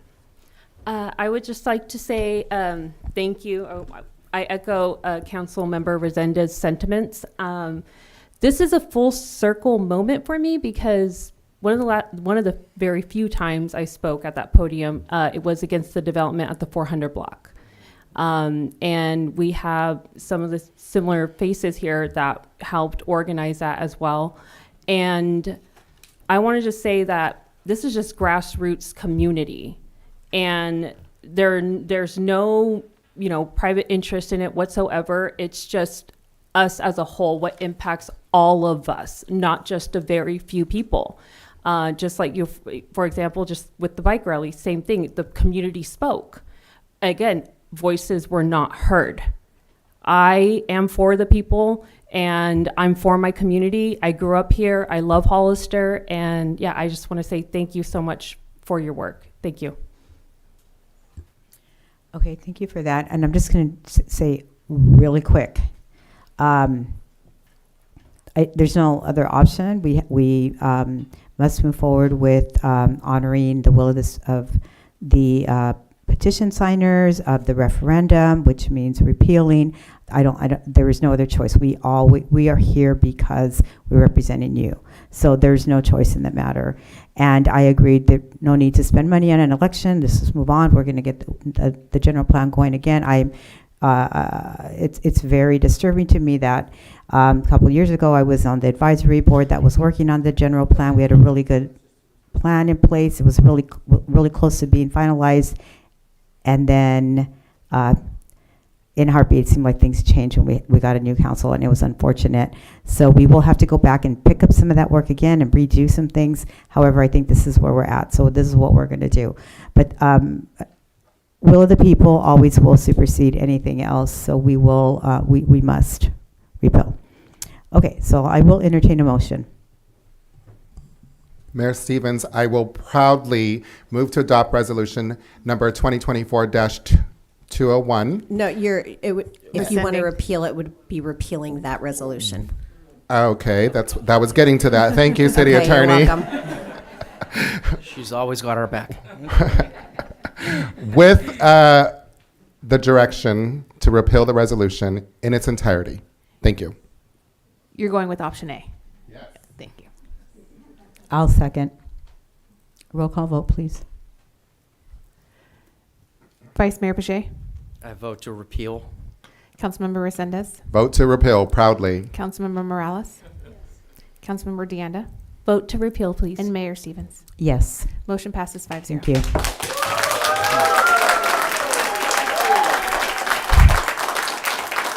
Okay, thank you. Thank you for that. So we're going to move on, back to business again. We're going to move on. Request for direction regarding annexation general plan amendment applications. Can we get the staff report?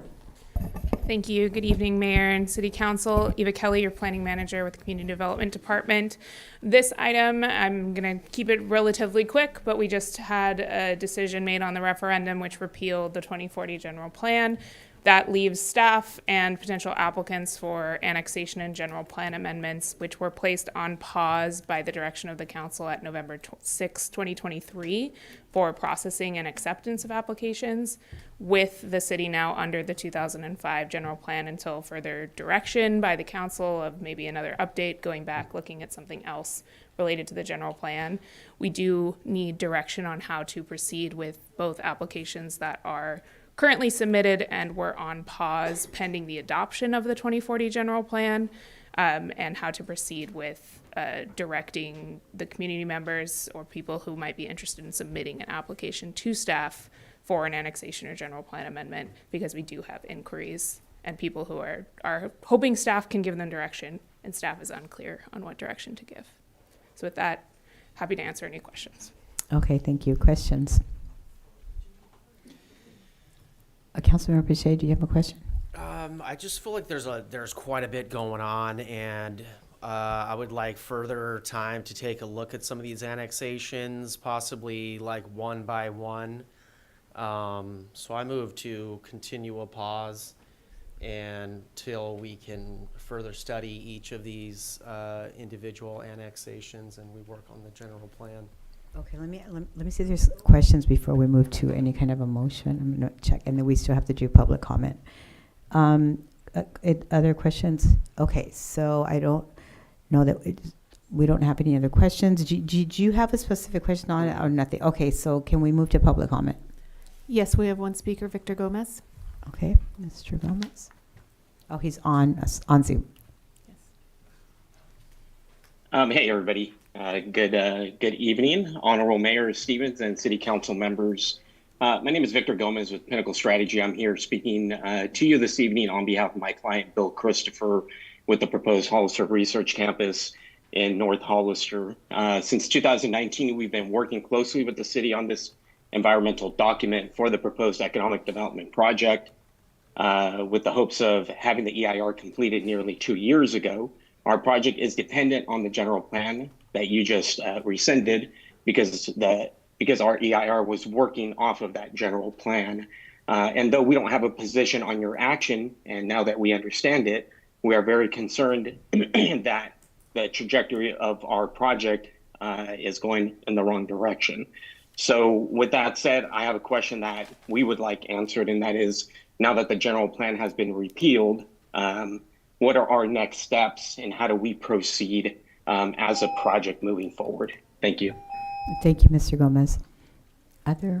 Those are all the public comments for this item. Okay, I'm going to close public comment. So let me check in with Councilmember Resendez. Thank you, Mayor Stevens. Yeah, not all development's bad development. First off, thank you for your presentation, Ms. Kelly. But not all development's bad development. There are some projects that we really want to see come to fruition here that are going to help generate tax revenue. If that's really their intentions, then we want to support that. But again, like I'm with Councilmember Pache, I think that we have to honor the pause for now.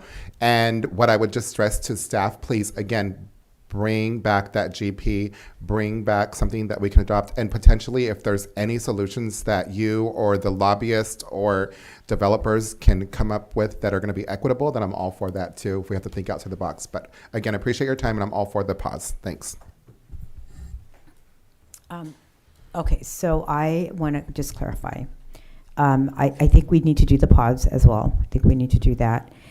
And I agree that we should be considering those projects that have been kind of in the queue for a long time, and ask whether or not there's benefit to the community for each project. So my question is, maybe this is a question for city manager, I'm not sure. Could we bring this back for at another meeting to consider some of those options for this do the pause today and then bring the request for annexation at another date? Yeah, Or how would we proceed? Basically, I wanna sort of answer the question that Mr. Gomez posed to us. What do we do now? And I'm kind of asking sort of the same thing, especially because I want to be able to support those projects that provide some benefit, especially really strong benefit to this community. Eva? Oh, Were you wanting I to? was going to say, I think perhaps there's kind of two different things that we're talking about, maybe, and I think it sounds perhaps like the council actually wants us to continue processing the ones that are in, where a lot of them are at is they need to be brought before you to consider. That is what they were placed on pause for, is they were submitted, but then were on pause and have never been brought before you for their initial consideration, or some of them are waiting to be able to be processed and get to the final finish line for you to consider. So I think perhaps we're being directed to kind of work towards bringing those forward to you, the ones that are prepared to come forward to you in the next recent soon-ish time frame. But just also, a clarification, yeah. Ms. Kelly, not giving direction, I'm asking a question. Yeah. Just asking a question. So I'm just I want to understand how to be able to do that, do the pause like tonight, and still have some kind of a time frame to be able to look at the individual projects.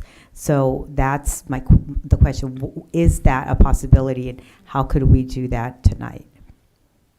I think my question to you would be, perhaps if we're continuing the pause, we would not be able to process or take in new applications. However, you could give us a time frame on when to come back with a more detailed discussion about further direction on this matter, on the pause, on bringing back individual projects. Okay.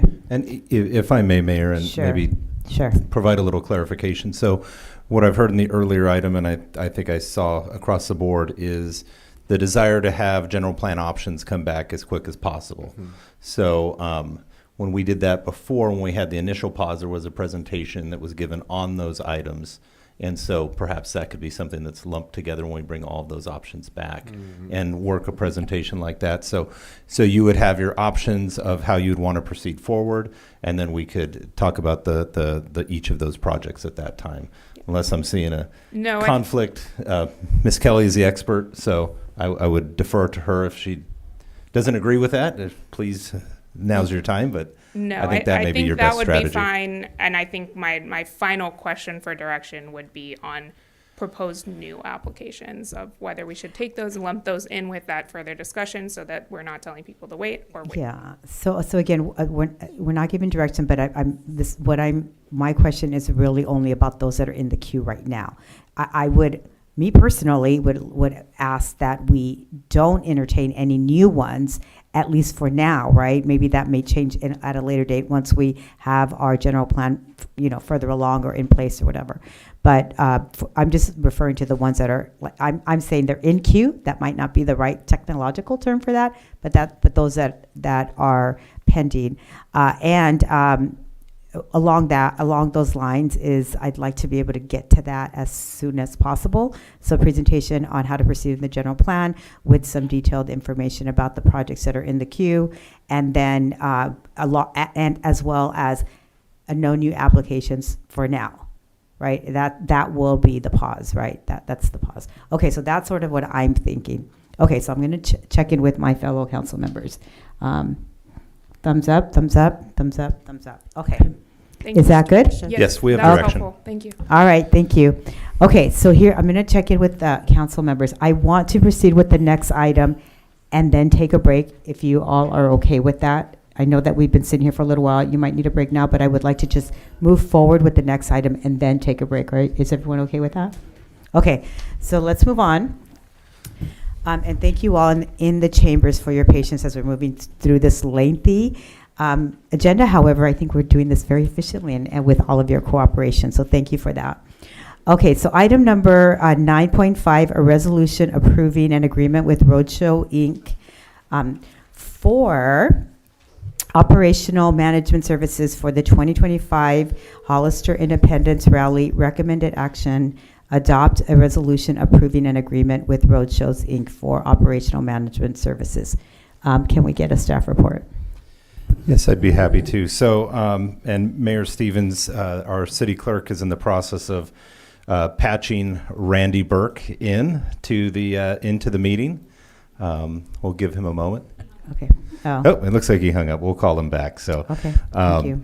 He was unable to make it. He's actually in Daytona right now. That is Bike Week, which he is there, and depending on the outcome of this evening's vote. Okay, looks like Mr. Burke is patched in. So, okay, good. Thank you, Mr. Burke. So we appreciate your patience with that, and it's 11:30 where Randy's at right now. So we appreciate you, Randy, for staying with us. All right, so the item before you is an agreement for operational management services with Roadshows, Inc. As I said, we have Randy Burke with Roadshows on the line. Just as a way of background, on January 7th, the City Council approved and authorized the rally to be held on the July 4th weekend. At our last meeting, the Council approved a resolution that authorized the City Manager to purchase security services for the rally through a 3-quote process to help expedite and secure services. And we're working with Chief Reynoso on that as we speak. The City Council also at that meeting provided direction to host the rally on Friday and Saturday. This year, 4th of July is on a Friday, so to have Friday and Saturday the 5th for the official rally. In the past, we have contracted with Roadshows, Inc. The last contract was approved in 2019 through 2024. Unfortunately, he contracted in 2019 for the 2020 rally, and as we all know, the pandemic hit us shortly thereafter. Between that and other challenges, he was not able to host or to promote the rally in partnership with the city through that contract. He did provide previous rally services prior to that. And so we have worked to develop an agreement for Roadshows to serve as the operational manager of the event, with the city serving as host to the event. And we're partnering with Roadshows to solicit sponsorships to help offset the event costs. And so kind of the model that we have set up is that he would receive a management fee to help, or a consultancy fee of $30,000 for his efforts. And he would secure, as part of our agreement, $90,000 in sponsorship funds on top of helping to secure all of the vendors, the food and beverage, all of the other concessions. So think of sponsorships as just the sponsorship side of the house. In an effort to incentivize additional sponsorships, for any additional $20,000 that is secured by Roadshows, that fee would increase by $5,000. So he has some skin in the game to help increase those sponsorships. I want to point out that any sponsorships that we secure as the city would not count towards that, but we would work in partnership with him. For example, at the last meeting, I announced that San Benito Foods had agreed to sponsor the event at $15,000, so that would not go towards this. But we do plan to coordinate those efforts so we don't overlap and aren't in conflict with that. We are estimating a net investment overall in the rally of $100,000 to $150,000. But like I said, with the strong partnership and sponsorships, our goal is to offset as much of those costs as possible. Due to the fact that the rally is in July, a majority of those costs incurred are also incurred in the next fiscal year. And so those will also be included as part of your budget as well. Those will be in the budget. So as we plan for expenses, that's the one good thing about it being the 4th of July, is it's the start of the next fiscal year. I would like to also mention, and that I'm pleased to report, that through the leadership of Mayor Stevens, the city's been working diligently with Amazon to negotiate not only a partnership, but an investment in the city of Hollister. And as those details are solidified, I'll be happy to provide an update to the council and to the community. And so with that, I'll be happy to take any questions that you may have. Okay, thank you for that staff report. So any questions? Well, I think it's innovative. Do you have a question? Yeah, I would just If you have a like to hear- comment, can you wait till the discussion part? If you have a question, Yeah. I'm just Comment like and then a trying to run a question. tight ship. I'll wait. Councilman Appreciate. Thank you so much for your cooperation. Questions? Okay, no questions. Then I'm going to ask for public comment. Mayor Stevens, we currently have 7 speakers. Our Okay. first speaker is Miguel Zendejas, to be followed by Robert Poker? Miguel?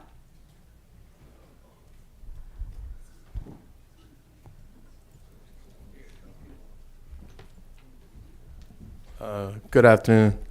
I guess I'm kind of happy that we're working and, we're moving forward with this. We've been voting on this for years and getting it approved and just going through the motions, and I'm just happy that we're really working through this. So, the rally is important to every single one of us, especially us as a biker community, and just for everybody that owns a business here. There's so much traffic coming in here, so I just want to thank everybody that's voted for it. I mean, we voted you guys in for a reason as well, so thank you. We love you. Thank you, Mrs. Zendejas. The next speaker is Robert Poker, I don't know, and then Carly Robles. Good evening, Mayor and council people. My name is Robert Pelker. I've been in this community for almost 30 years, been with the Top Hatters for over 25 years, been a pharmacist in this community for over 25 years, and Randy Burke, I've met him personally. He's a great guy, and I think he'll really do a great job, superb job for you by doing this rally. He runs an excellent job up there in Reno. He's been running it for many years. It's a great event, so I think there's a lot of potential here to come about with this whole thing. So we really appreciate your vote for this resolution with road shows. Thank you. Thank you, Mr. Palker.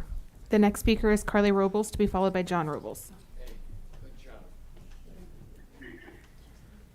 Hi. I just wanted to say that I am definitely in support of the rally, and whatever it takes to get it here, I think we should do. I think a lot of people in this community really want it. When I was out there collecting signatures, a lot of people talked about the biker rally, missed it, wanted it. Some people, I told them it's coming back, and they didn't believe me. I said, I promise you it's coming back. So I'm really happy that we're working hard to get this here. Thank you. Thank you, Ms. Robles. The next speaker is John Robles, to be followed by Alyssa Carrillo. All righty. I am extremely excited. This is awesome. Hollister, this is a piece of Americana. This is one of the things that put Hollister on the map. As Mr. Zendejas said earlier, he hit the nail on the head. Good for small business. It's going to draw attention in a positive manner. And it's nice to see the follow through. It's just awesome. So I'm very excited. I'm sure my son and I are going to be there watching this firsthand. So thank you. It is awesome. I'm very excited for people. Thank you. Thank you, Mr. Robles. The next speaker is Alyssa Carrillo, followed by Eli Harvey.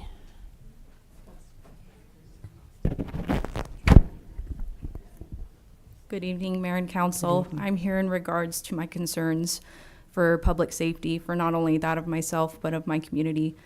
I believe with the lack of proper current staffing we have, it's not exactly feasible or safe for our officers to withstand such an event of this magnitude with the foot traffic we have. The amount of sworn officers that we have is at a rate of 32 right now for the whole city, and I just don't think that's safe. And I don't think that's justifiable to then sit here and ask your employees to put their safety on the line in terms of protecting the city. Thank you. Thank you, Ms. Carrillo. The next speaker is Eli Harvey, to be followed by Annette. Greetings, good evening, everyone. Just wanted to come out here and just say that when it comes to the rally and the safety concerns, I think I work alongside with a lot of officers, and definitely want to make sure that they are safe. So the concern for public safety obviously is there. I know that that's definitely a concern for the council. I'm not sure, if you guys are going to, or if you guys have reached out to the officers that are here, but they're definitely concerned. There's some major issues, and I think that I'm concerned for them. I want all of them to be safe. I want to see them every single day. Not saying that we're praying and hoping that nothing will happen, right? But things do happen. It's just this is how law enforcement works. So just here to say that hopefully we guys reach out to all of our police officers that are out there and the ones that are going to be doing the job. So thank you. Thank you, Mr. Harvey. The next speaker is Annette. Hello, Council. I just want to encourage you all to approve this agreement. The voters have spoken. We want a rally. I know it can be safe. I've gone for many years, just, have the safety concerns, but you can meet them. The rally will bring a ton of money into our city. Lots of taxes will be collected. The restaurants will be full, and so will the bars and the hotels. I mean, our city is known for this rally. It puts us on the map, as somebody said earlier. What makes us unique and special. Everybody knew about Hollister. They need to continue to know about Hollister. Yes, we pay some money, but we're going to bring in a lot of revenue. So I say, let's do what the people want. Let's get this rally here, and we'll all have a great time. And I say, go to Amazon, get them to pay for that fireworks show. We need it. Thank you, everybody. Those are all the Thank you, speakers for Annette. this Next item. speaker. Those are all the speakers for this item. Okay. Okay, so I'm closing the public comments. So now I will turn it over to my fellow council members. Any comments? Councilmember Pichet, you have a comment. Councilmember Pichet. Well, I'm excited. I agree that the biker rally, the people want it, right? I want it too. It's definitely part of the fabric of our town. Gives us some character, a little bit of flavor, something fun to do, something fun to look forward to. Goes into next year's budget. Sounds really good. I think what Dave's talking about is super innovative, right? And having some sponsorships to offset the cost to make it so it's not going to cost us too much money, so we can have something fun to do, enjoy each other, enjoy our town, bring people in, remind them of how cool Hollister can be, have some rides, go to some churches, get some bikes blessed, get a burrito or two, and listen to some great live music. I think it's going to be a lot of fun. And I just like everyone in here, I want it to be safe. I think a lot of people know New Orleans and Mardi Gras is happening basically as we speak. I think it culminates tomorrow. And, I think we can do it. I think we can do it safely. I know I wouldn't want to mess with a biker. That's for sure. For sure. So I don't think anyone else would too. But, I hope it can be done safely and not at a very light burden to taxpayers. And if there's any more information we can get as to what the strategy might be to get some sponsorships, maybe what we can do, I'd like to potentially just pool all of our efforts, right? Let's comb the streets. Let's see what kind of sponsorships we can get out there. Put our heads together. I think we can do great things. Thank you. Other comments? Councilmember Resendez. Thank you, Mayor Stevens. First and foremost, thank you all for coming out here and speaking for the biker rally, especially the members of the public. Thank you to the top hatters. I don't know if I seen you guys here last time, and I was especially pleased to see Bob here. So you guys were here last time, top hatters. You guys do so much work for our community. I really appreciate that. From the toy drives that you do, from seeing you, Bob, with your hat with the horns and your bullhorn out there blessing bikes for our community. I know before my family even moved out here that a big part of the reason that they wanted to come to Hollister was because of the biker blessing that you guys did in the 4th of July biker rally. So it's a part of our tradition, it's a part of our culture. We're not only going to have the biker rally this year, but I am dedicated to getting it on the ballot to ensure that it is legally binding and voted on by the people of Hollister to have it each and every single year after that. I want to extend my gratitude to companies like Amazon and the San Benito Foods for extending the offer to help sponsor and lower the cost of the tax-paying citizens here in Hollister. I like what you came up with as far as the sponsorship package and incentivizing our Mr. Burke, our contractor, to get that. So Mr. Burke, if you can hear me, are you still there? Can you hear me? I can. All right. Personal challenge, sir, to you. We're going to have a personal challenge between the city of Hollister and Mr. Burke. Let's see who can get the most sponsorships. And let's see who can get that biker rally at a cost neutral to our tax-paying citizens, because I think that's real important.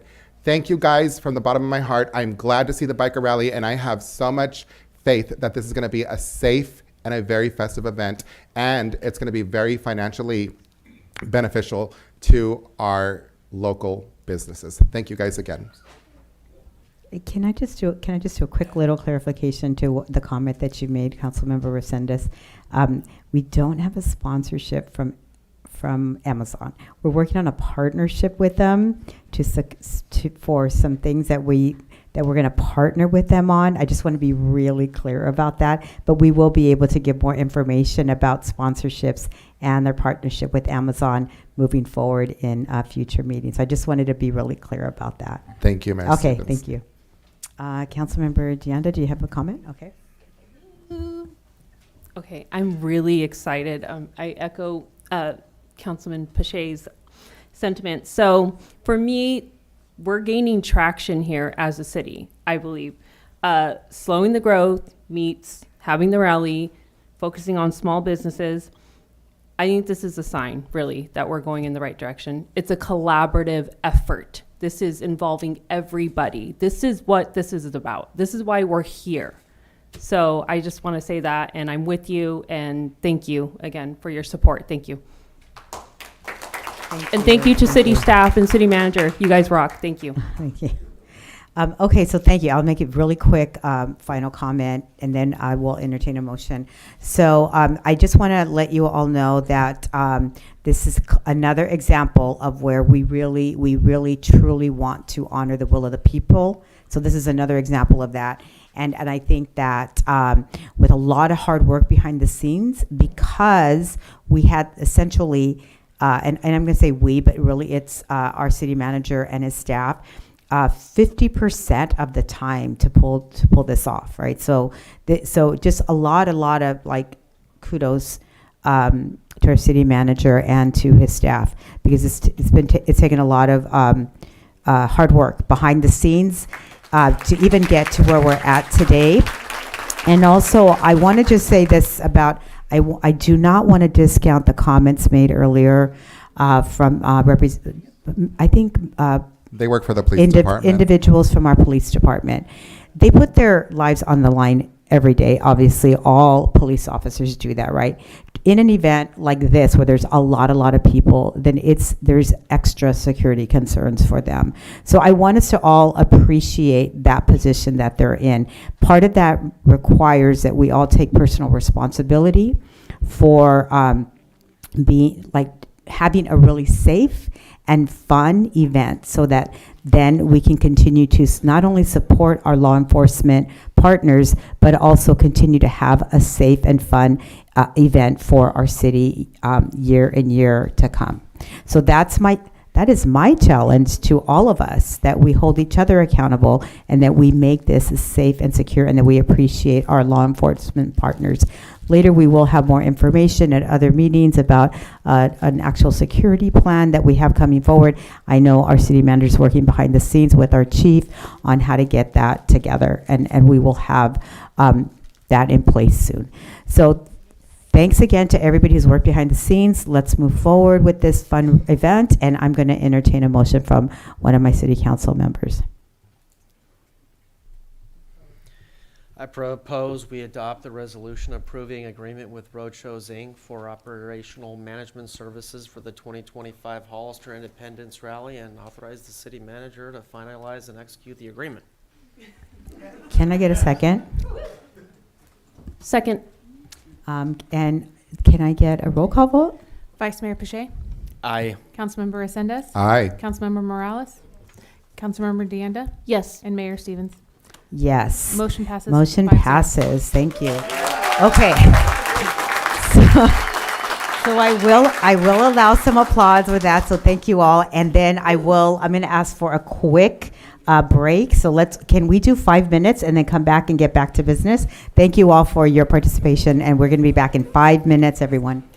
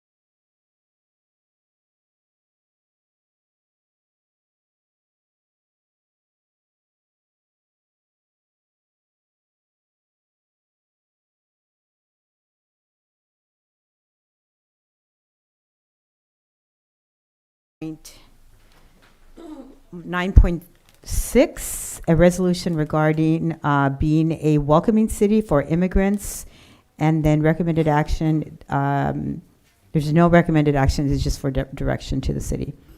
Okay, so do we have a staff report on this?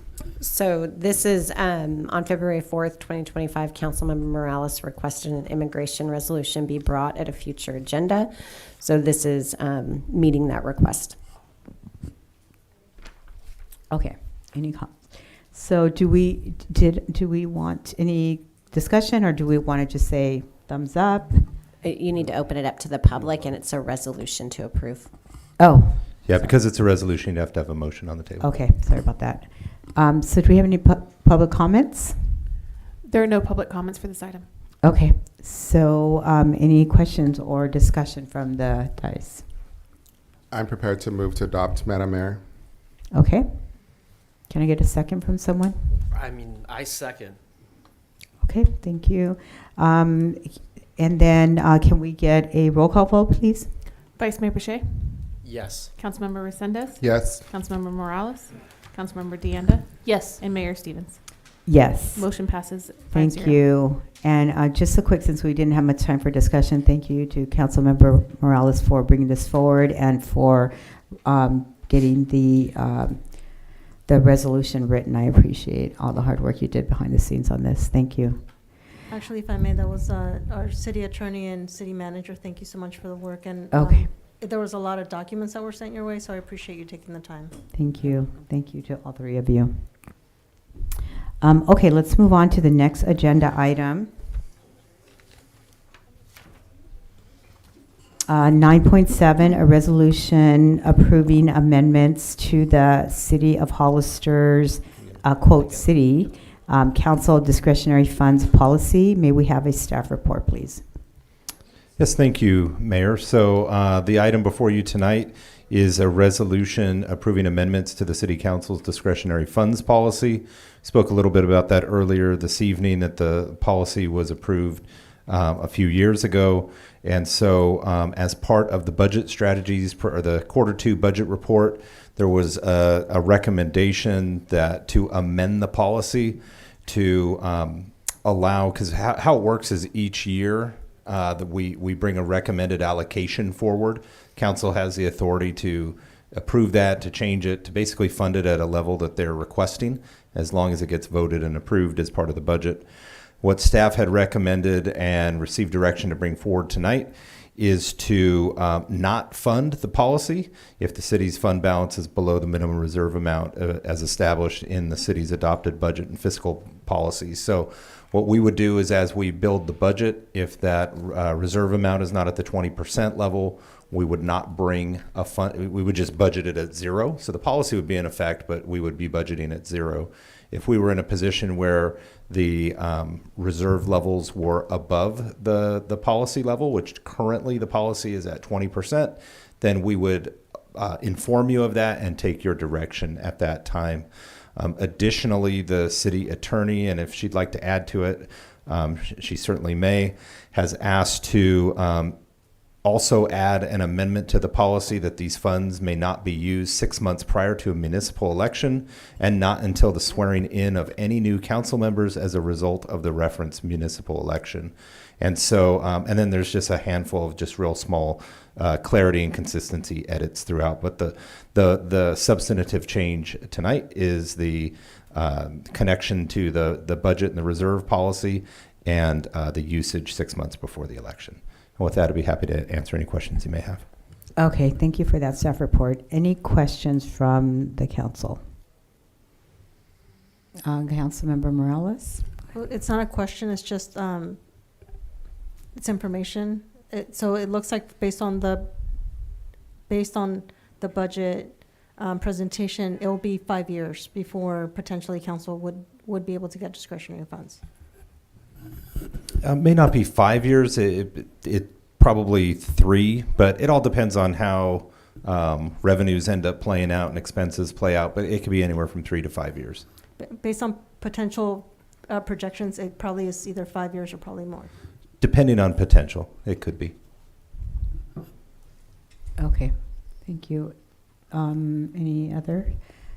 Okay. Oh, Councilmember Resendez? Again, just as a quick reminder, every single discretionary fund was emptied other than, for up here, other than mine and then the one that was voted against tonight. Yes, prior to the change of seat for the 3 members of council, we received requests that basically liquidated the balance. And so, there may be a balance that's left over at the end of the year if a group didn't spend all of it, but the appropriations that were approved was for to spend the remaining dollars. And then I would just imagine, City Attorney, that's the rationale for coming up with that amendment to the policy to not spend it before the last 6 months of an election. Right. The recommendation was made to avoid any appearance that funds are being expended to support any particular candidate. Perfect. Thank you. Okay, thank you for that. I'm going to move to public comment. Do we have public comment on this item? We have no public comment for this item. Okay, thank you for that. So any further discussion? I feel like Councilmember Resendez and I are in agreement here. I think 50,000 is way too much. I know that's not what we're voting on right now, but I mean, $5,000 I think would be plenty. But at 50,000 is just way too much. So I move to adopt the resolution as stated, amending to the City Council discretionary funds policy as stated. Mayor, Okay, if I could clarify, that Sure. would be an option under the policy. So once you had met your reserve, if the council was so inclined, they could say 1,000, 5,000, and then we would work that into our budget and bring it back in. So the policy is very dynamic. It bends based on, or it's shaped on whatever the reserve amount is of the policy of the time, and then you can also allocate it at whatever level you would want once meeting that qualifier. So the policy doesn't say 50,000, otherwise we'd have to keep amending the policy every time it changed. So we try to build it in a fluid way so we don't have to keep updating the policy every time you want to change. Sure, thank you. I second. Oh, did we have a motion already? Sorry. Yeah, Vice Mayor Piche Okay, made a I motion. call for discussion okay, we hadn't before finished we do that. discussion before. Oh, I apologize. Okay, No, sorry. can we go back? I'm sorry, we hadn't finished the discussion piece. I had not called for a motion yet. So what? That's what- you can still have discussion. You just Okay. have a Let's motion have and a second on the table. We have okay, so thank you for that. We have a first and a second, and then so let's just give a little bit of time for discussion, and then we'll move to the roll call vote for that motion. Any other discussion? I just want to make a quick little statement about this. I believe that especially when we have a discretionary fund that is for individuals, I think there is a perception of some special interests being involved in this, and I think that this is it's a good way to build public trust around councils and other leaders. So I think that this is a good way to move forward. I am really concerned about our reserves level. So I think this is also a good practice once the reserve levels are up. I also think that there can be ways to change this policy or amend it so that there are some discretionary funds. But I think it does have to kind of match what's happening at that time. I also know that if there are other councils, they can move to amend the policy. So I think making this move right now is a good thing to do. And then later amendments can be made as needed to the policy with future councils if needed, or when we reach our goal of replenishing our reserve funds. So I'm just going to say that. And then I'm going to call for a roll call vote. Mayor Stevens, if I can make a comment. Okay, go ahead. Thank you. Yeah, so I just want to remind my colleagues that there's no discretionary fund. There was no discretionary fund. This money is not our money. It's not your money. It belongs to the public. It belongs to them. The fund that we're talking about was a fund for us to complete traffic studies within our districts. That's where it started. So essentially somebody says they want a stop sign here. You have to do a traffic study to legally justify that it qualifies for a stop sign. How did it go from that, which it might have been 20,000 at the time, I can't remember, to let's give $25,000 to a nonprofit? How did it go to that, to let's spend all my money before the last meeting I'm here and give it away to, again, some nonprofits that supported them politically? How did it get to that? Because again, slippery slope. We should not have a discretionary fund. We should not have a discretionary funds policy. We need to get rid of it altogether. That is my stance, especially again, moving forward with the financial situation that the city's in. So I cannot support the motion. I just wanted to make that very clearly. I'm hoping that the majority of my colleagues will not support that and that I can propose a new motion to just rescind the policy. If future council members want to come and do that, they can. It's called a substitute motion. You can make a substitute motion under Rosenberg's Rules of Order. That motion would be heard first. So the last motion made is the motion that's heard first, and then you work backward if necessary. Thank you. Then I will propose that we do a substitute motion. I'm going to do it first, that we rescind the discretionary fund altogether. And that would be my motion. If I can get a... Can I ask a clarifying question about Councilmember Resendez's motion? So the piece about the reserves then becomes a non-issue if we go with that, as well as the piece about anything before or after an election. Correct. It becomes a moot point, Correct. right? We're clear. Okay. So thank you for that. Okay, so we have a alternate motion. So we have a first and a second. And should we get Do you have a second on that substitute motion? I second. Okay, so do we vote on both? No, you vote on the substitute motion first. Okay, so let's vote on the substitute motion. Can you remind us what the substitute motion was, Councilmember Resendez? Thank you, Mayor Stevens. Just to rescind the discretionary fund policy altogether. And we got a second from Councilmember Pache. So can we get a roll call vote from our city clerk, please? Vice Mayor Pache? Yes. Councilmember Resendez? Yes. Councilmember Morales? Yes. Councilmember Deanda? Yes. And Mayor Stevens? Yes. Motion passes 5-0. Okay, thank you. Okay, let's move on. So we're going on to 9.8, a resolution designating a voting delegate and up to 2 alternates for the League of Cities General Assembly. Can we get a staff report, please? Yes, the item before you tonight is to adopt a resolution designating a voting delegate and up to 2 alternate voting delegates for the League of California Cities Annual General Assembly. This event will be taking place in October, but in the past we had approved it closer to the event, and so what we wanted to do is make sure that we get that approved early, so there's the time to plan for that. The appointed delegate plays an important role during the General Assembly by representing the city and voting on the various resolutions that come forward during that process. To cast a vote during that, the city must designate a voting delegate and up to 2 alternate voting delegates, one of whom may vote in the designated voting delegate if the other one is not able to serve in that capacity. A voting delegate may either be an elected or an appointed official. In the past, last year, Councilmember Morales served in that role, and if you wanted to add anything as how it worked serving in that role.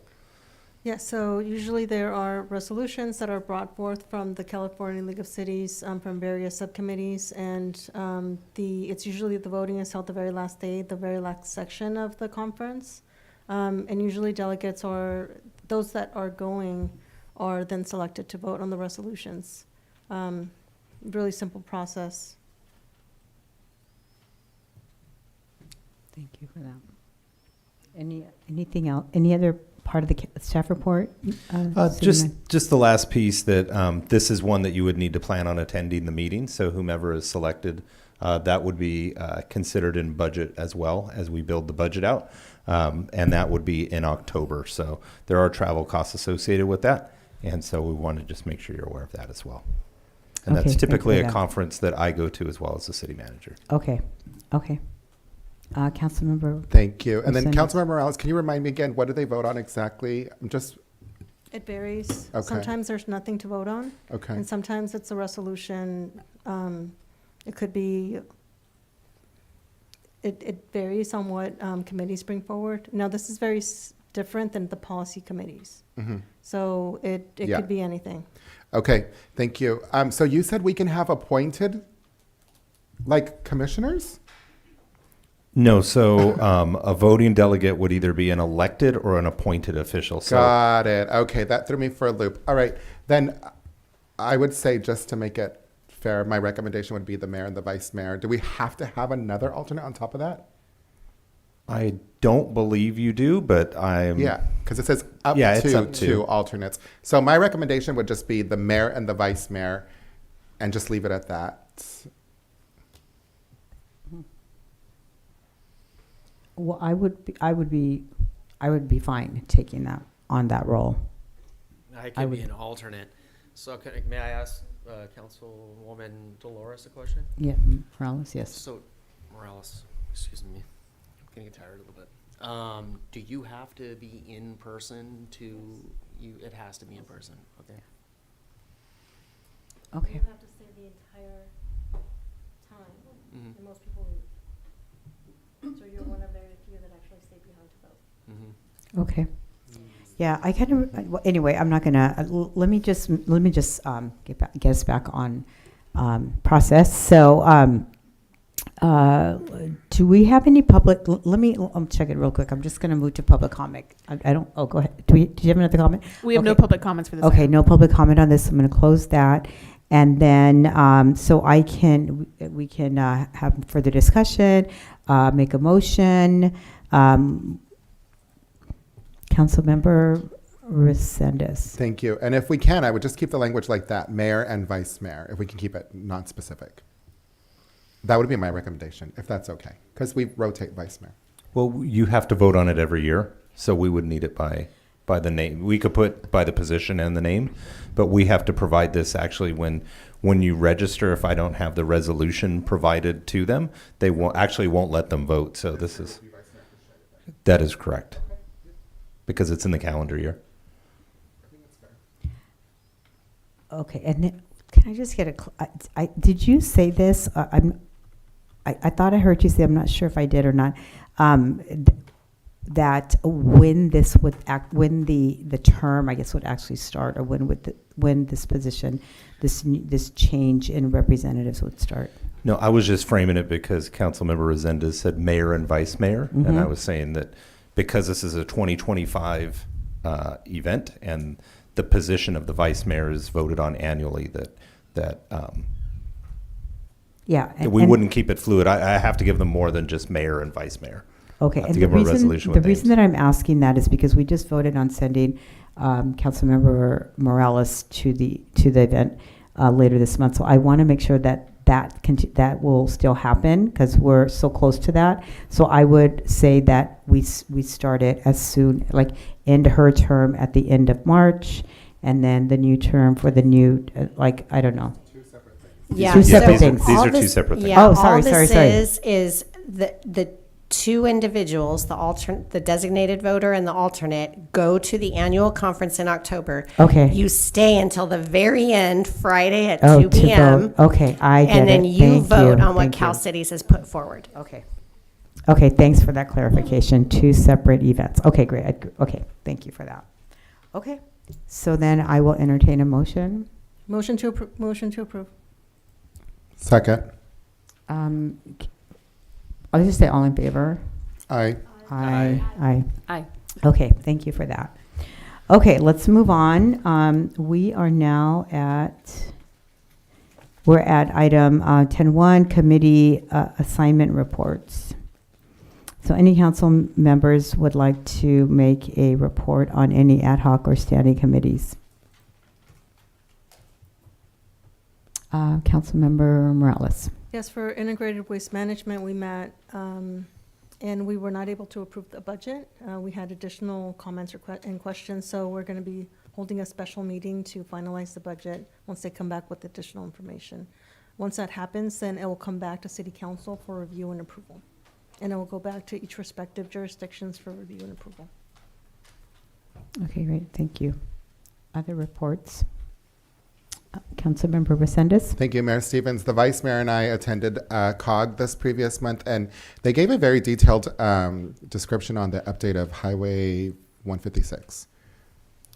Thank you. Okay. Any other reports? No. I attended a tourism advisory committee meeting Thursday of last week, and looking to change the name of California 25, the Pinnacles National Monument, 5-mile section, and looking for ideas to increase tourism and bring money into our county. And I think everybody seemed very excited about the biker rally and the prospect of, you know, having people come into town and enjoy our amenities. So definitely it was a good opportunity to appreciate you allowing me to attend. Thank you.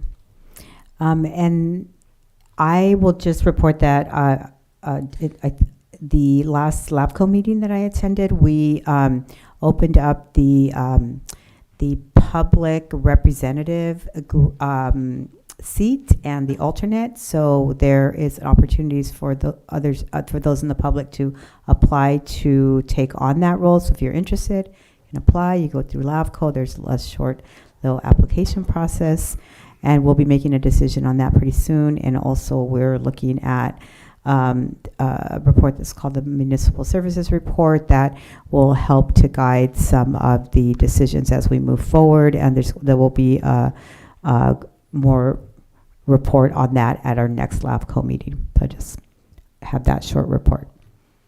Okay, I think that is it. And I'm going to go on to 10.2, to council's reports.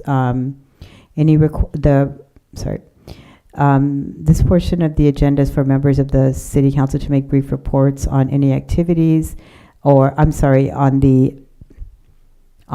future agenda items, So we have two requests. One is potential policy regarding communication and share information for the public, and that is coming from me. And then the other one is Planning Commission's tentative map approval process submitted by Councilmember Resendez. So any just brief, quick questions, or just a thumbs up on those two future agenda items? Okay, we get 5 thumbs up, so those will be on future agenda. Thank you. And then we'll move on to the city manager's report. Nothing to report at this time, Mayor. Thank you. Okay, so we're going to move into closed session. So I'm going to ask the city attorney to report on to read the items for closed session. Sorry about that. So item 11.1, conference with labor negotiators pursuant to Government Code Section 54957.6. Agency designated representative, City Manager David Maroney, and Administrative Services Director Casey Astorga. Employee organizations, Service Employees International Union, SEIU, Local 521, Hollister Firefighters Union, HFFU, Local 3395, Hollister Peace Officer Association, HPOA, and unrepresented employees. 11.2, conference with legal counsel, anticipated litigation pursuant to Government Code Section 54956.9, significant exposure to litigation pursuant to paragraph 2 or 3 of subdivision D of Section 54956.9 of the Government Code, 2 cases. 11.3, conference with real property negotiators pursuant to Government Code Section 54956.8, property Weller Alley, Hollister, California 95023. Agency negotiator David Maroney. City manager negotiating party John Sickley Sr., John Sickley Jr., Anthony Brigantino, and John Brigantino under negotiation terms. 11.4, conference with real property negotiators pursuant to Government Code Section 54956.8. Property 498 Hill Court, Hollister, California 95023. Agency negotiator David Maroney, city manager negotiating party Todd Dubois under negotiation terms. And then I believe as a reminder, you have someone wanting to make public comment on closed session, Mr. Dubois. Whoops, let me turn the mic on. Thank you. Let me check with the city clerk. So we have we have a public comment? Yeah. Yes, we have one, Todd DuBois. Okay. Who is that? It's Todd DuBois that Oh, raised his Todd hands DuBois. earlier. Sorry about that. No problem. Mr. DuBois, go ahead. Good evening, Honorable Mayor and City Council. I am sorry I haven't had a chance to meet with you individually. I grew up in Hollister and have been active in the community for 60 years. My father was one of the early founders of Gavilan College, and my mom was a nursery school teacher at the Presbyterian Church. I'm bringing forth, I hope, a perfectly aligned project with your goals for significant downtown investment, infrastructure for senior care, and a new road to Vista Park Hill. And David and I have been talking about it for a few months. And I hope this punches all your punch list items and that you see that we should go ahead and proceed to negotiation and hopefully bring something wonderful to downtown. Thank you. Thank you, Mr. DuBois. Those are all the public comments for the Okay, closed so I'm session going to items. close public comment, and then we will move into closed session. Mayor, before you do that, if you're expected to go past 10 a.m., you need consensus of council to continue going. You might want to do that while you're in open session. 10 10 p.m. p.m., sorry. 10 p.m., not 10 a.m. Thank God. 10 p.m. Council, okay, thumbs up if you're okay if we go past the 10 o'clock hour. Okay, so then, Okay, you're okay, good. we'll still have Thank a quorum. you. Yeah, so you can go Okay. into closed session. We'll do our best to get you out here by 10. Okay, thank you for that. Okay, so we're going to move into closed session.